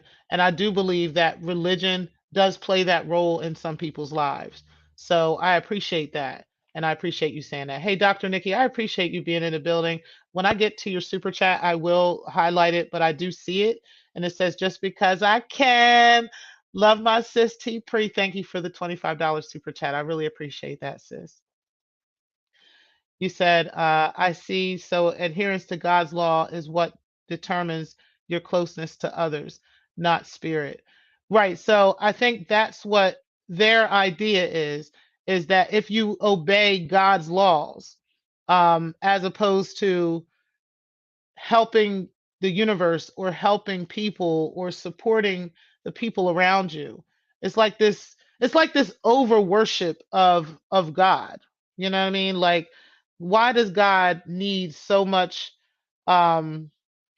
why does he need somebody to always reassure him that he's God? You know what I'm saying? Like, why? I don't think that is necessary. Like, as gods, because I believe all of us are God beings, okay? At least most of us are God beings.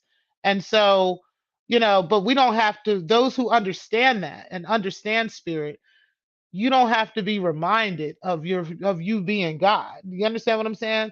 So why does God need all these why does he got all these rules and all this stuff that you got to adhere to in order for you to be have a closeness to God's spirit and have a closeness to spirit? That doesn't make sense. when you're already spirit. You see what I'm saying? Like, if you weren't spirit, then there would be no connection. There would be nothing to connect to. But everybody is connected because of your being to begin with. The fact that the elements that are in your body are connected to everything that's in this universe, everything that's in this earth. Okay, so that is what makes you a god. That is what makes you godly, godlike. You understand? So, and there are other beings. We can talk about that on another day, but there are other beings and other elements. But ultimately, that is what makes you godly. So how is it that there is some rules, that you can't even adhere to because you are human, and because it's impossible to do these things when you're just human. It's almost torturous to tell somebody they can't have sex until they're married. It's torturous to tell somebody they can't do this and they can't do that when and you can't be gay and you can't be this and you can't be that, like all the things that human beings do. You understand what I'm saying? Everything that a human does, you're not allowed to do. That don't even make sense. So you're going to do it, which is going to make them get rid of you, which is going to give you a problem, which is going to cause you to be in depression, which is going to, so are these adherences to these laws really worth it, you know? Or is it a closeness to others based on spirit? Is it a closeness to others and to the universe based on spirit? That's what I got from what you said, Samba. So I appreciate that. Hey, Joe, I appreciate you coming in the building. You said, hey, Miss T. Pre. You said, but let one of the adults need a blood transfusion. Let me tell you about that. The same things happened with adults. It wasn't just children. It was adults as well experienced that. They weren't allowed to get a blood transfusion. It was just what they just did not allow. But they forced it upon those children. You know what I mean? Because they didn't have a choice at all. The children would just had to go along with what the parents said, you know. And there were many, many others other than these children on this Awake magazine. But it's so sad how the Watchtower decided that they were going to parade those children around like that. You said that was my experience. You said they will get one. You said no disrespect, but this seems cult-like and demonic. It is. It's very cult-like, and I don't take that disrespectfully at all. It's extremely cult. It is a cult. Um, and like I said, it's funny how you can talk to people who are not in the organization, have never been in the organization. You can talk to people, and they will pick up immediately that something is a cult, or that this is a cult. Um, but if you tell a witness that, oh no, they will find every reason to quote unquote prove that it's not a cult. Okay, like for instance, they don't live in the jungle like that guy who took them people in the jungle did, or they don't. There's certain things they claim they don't do, but they actually do it. They just don't know they're doing it. Like the most witnesses have no idea that the elders handle sex abuse like they do. Okay. They had no idea that they were hiding pedophiles within the organization. No idea about that. Because if their child was never abused, there was never no announcement to the meeting. Like, you know how they announce that somebody is going to be disfellowshipped for smoking or having sex with somebody's husband or something? They'll announce that. They won't announce the person abusing somebody's child. They're not announcing that at all. As a matter of fact, that person, you got to go through heaps and hoops to prove that it's true. And then even if they find out it's true, they're still not contacting the police. They're still not contacting the congregation, the neighborhood, nothing. They're not telling anybody. They're sending that information in sealed, signed, and delivered to the Watchtower Bible and Tract Society. Yes.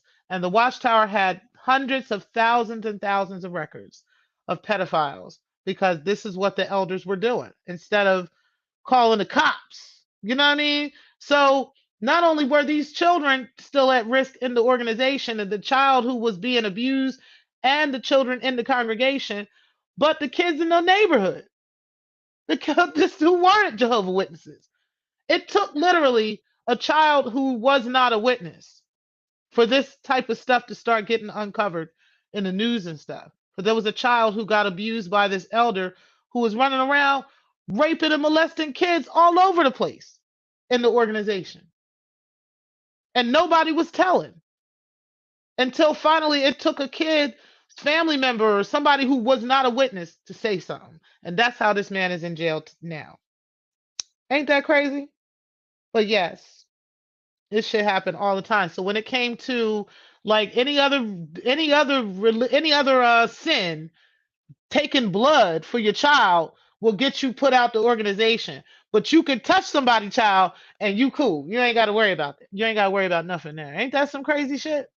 Crazy, right? You said, but at the same time, they have to break law. There were times when my granny would break away to be with me, and we'd have a great time. Then she would shut down again. Yeah, it's funny because I never disfellowship. I never got disfellowship, and I never disassociated myself. But I did get forced to get baptized. But I never disassociated myself or got disfellowship, so that I can continue a relationship with my dad and other people. And I didn't want him to have that strain on him. My dad he's in his 70s. He's stuck in his ways. He's set in his ways. He's not leaving the organization. Um, but I can't see him not talking to me either. But I also didn't want to put him in that position, you know? So it doesn't bother me. It doesn't I don't subscribe to their beliefs and stuff, so I don't care about the baptism stuff, you know. But I definitely care about my dad feeling like he can have that line of communication with me, you know, and with my brother. So neither one of us got this fellowship. And it's a shame we had to do that. You said, Miss T Pre, I can't take this. It's too tragic. It is. I understand. You said Grand Rising, Black Lounge Divine. Thank you, Nikki. I appreciate you again for being in here as well as your support. You said Samba Queen, hey, Dr. Nikki and Joe. You said she couldn't fully separate from me or her husband and son, but she had to act like she did. She ignored all problems, sex abuse, drugs, an in-law who slept with her husband to take her home. Wow. Wow. I'm sorry that happened in your family. You said peace to Dr. Nikki, Josephine, chat sector. Okay, so I'm going to highlight this for you. Just because, and thank you so much, Dr. Nikki. I really appreciate the super chat from you. Hey, Mikey, I appreciate you being in the building. You said, um, you said when me and my boy chill, we talk about life and we talk about the Bible. Okay, let me go up a little bit. I think I skipped some messages. Okay. You said if it's not about inspiration and hope, it ain't for me. And that's facts. Like if it's not about like, hope and inspiration and peace, I can't do it. I really don't have any time for that. You said there is no foundation. In the 70s, I remember white church leaders who were clearly racist. We got stuck in a blackout and the racism came all out. Hey, Shakem, you said thanks for having this conversation. Yep, no doubt, bro. You and I could definitely relate on a lot of this stuff from being in the organization. I know that you were raised as a witness too. So, yeah, there's a lot of things I know you can relate to with what I'm talking about. You said, I'm lucky I had parents who realized what I got caught up in and called out the deacon who I was messing with prior to leaving the church altogether. Yeah, because a lot of times, just to say this too, there were many JWs who were married young, um, like child brides and stuff, 16 and 17 years old, getting married just because they had had sex with their boyfriend or something like that. And the parents didn't want to appear like they were not exemplary, so the son and whoever the daughter was will have to marry whoever she was sleeping with. And they might have been 16 and 17, and they married now at the hall, you know what I'm saying, and living together and everything. Many of those marriages were ended in divorce. Many of those marriages ended in abusively, where there was abuse and all kinds of stuff. So there was so many things that came from this kind of stuff in the organization. But shout out to your parents for doing that. He said, hey to Shakim, RNT, and TMK. You said my mom turned 70 this year too. Hey, what's up, Spotum? You said howdy all. Um, you said, hey, my academic inspiration at Nikki. He said, Miss T. Pre, I didn't celebrate any holidays. I would have more money too. Yeah, right. If I didn't celebrate any holidays, right. Right. And that's facts. But you know what? I could say this though about him, but my grandfather, they always did invest in us, even if they didn't do the Christmas stuff. They did make sure we had like a lot of gifts every year. And they always, that's something they did do. So, like every summer when we graduated from school, they would make sure that we got a bunch of stuff. I've got pictures now, family photos and family photo albums, mini albums from childhood of various things that they got us, and even including stocks and stuff too. So, there's a lot of stuff that he did invest in, and as far as us, even outside of the holidays. But yeah, that was one thing they used to push in our face. They used to let us know, like, yeah, these kids, they only get stuff on Christmas Day. But look, you guys are getting stuff all year. And that was the thing. Like they did do that. I could say shout out to them for that. 'Cause they definitely did do that. We never missed like celebrating the holidays because they always made sure we had. He said, good morning, everybody. And I was the only girl, so I used to get a lot of stuff. You said, hey to Mikey. You said, hey, Dr. Nikki. You said, Tricky Nikki, Dr. Nikki. What's up, TMK? You said, yes, I've always been in the presence of spirits since a child, known when folk were passing or have passed. Yep. So it hurts me to hear her say that. Yeah, yeah. You said when me and my boy chill, we talk about life and we talk about the Bible. Yeah, like I'm glad you said that, A Hill, because I don't know if you grew up in the organization or if just your family was there. But there's a lot of stuff that you're talking about that I experienced. Like you said, I've seen and witnessed a lot of things about death and stuff since I was a kid. Um, and I've known a lot of things and just been aware of stuff, you know.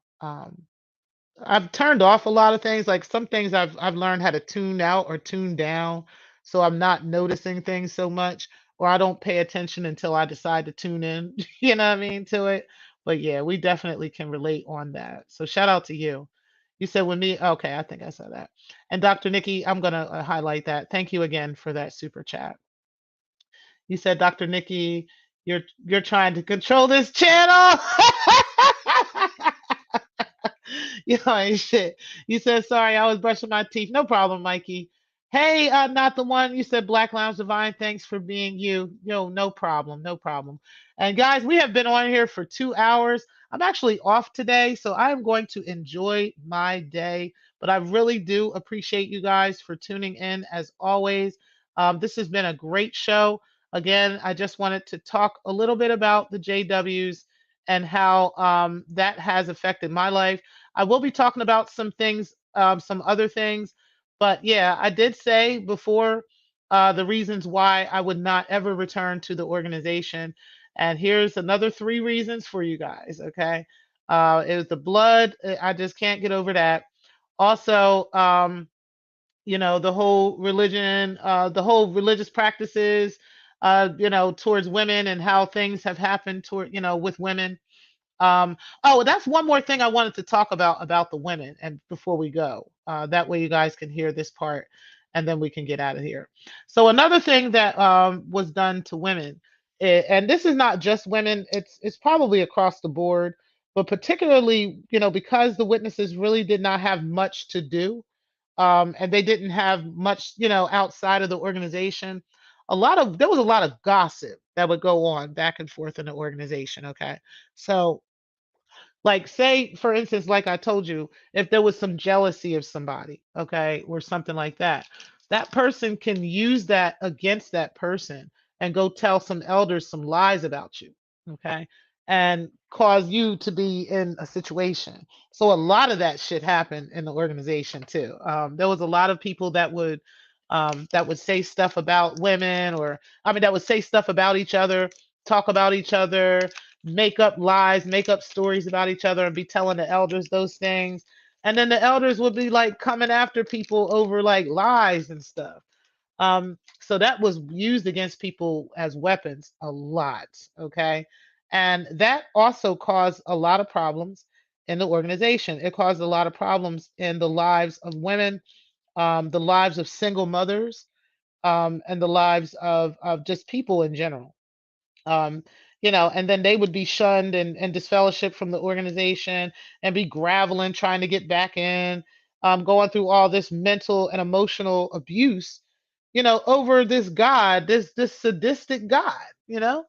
So that was just something else I wanted to bring up, and how I was telling you guys about how like an elder might lie on a woman, or something like that, or just for his sake, or just to get her put out because he knows the mental anguish that that would have on her of being put out of the organization, or being shunned, or getting reproved, which everybody knows that you did, and what I mean, like it was so many things that just happened in this organization that were so destructive, and I'll just never forget some of those things. But I thank God that I am not part of it. I don't subscribe to it. I'm happy that I'm peaceful enough in life where I don't subscribe to religion, but I definitely believe in a higher being. I do believe in spirit, and I believe in my connection to spirit and my God spirit, um, and that's what that is. But yeah, I will get into some more things at another time. There's some other things I wanted to talk about. I wanted to go a little bit deeper into the organization and the Black community, and how the organization has treated the Black community. To this day, the differences in Black people, regular Black people in the organization, and celebrities, Black people in the organization. So I'm going to go into that at another time, and also maybe some other stuff, because there's so many things we could talk about. Some jokes, Tight Pants Tony. I think I talked about him already. But there's some other stuff, Stephen Lett, and some other um, not elders, but governing body members that I can just laugh about, because over the years they're not as remote as they used to be. They used to be very remote, back in the day, like when I was growing up. You didn't see them. You know what I mean? You didn't see them unless you were at like a big district assembly or something, and they were all the way on the field. Like they weren't out in the crowd hanging out, high fiving motherfuckers and shit. They doing that type of shit now. Like they some celebrities, and I'm like, yeah, I don't know what's up with them. I don't know who these niggas are, but anyway, back in the day, they used to be really elusive. Like it was hard to see them. And now, and it was a privilege to, in a quote unquote, to be around them and have dinner in their presence and stuff. And now it's just like they just anybody. And I think that had a lot to do with why people don't respect them as much as they used to too. But anyway, guys, I am going to get out of here. I do truly appreciate you guys for tuning in and watching.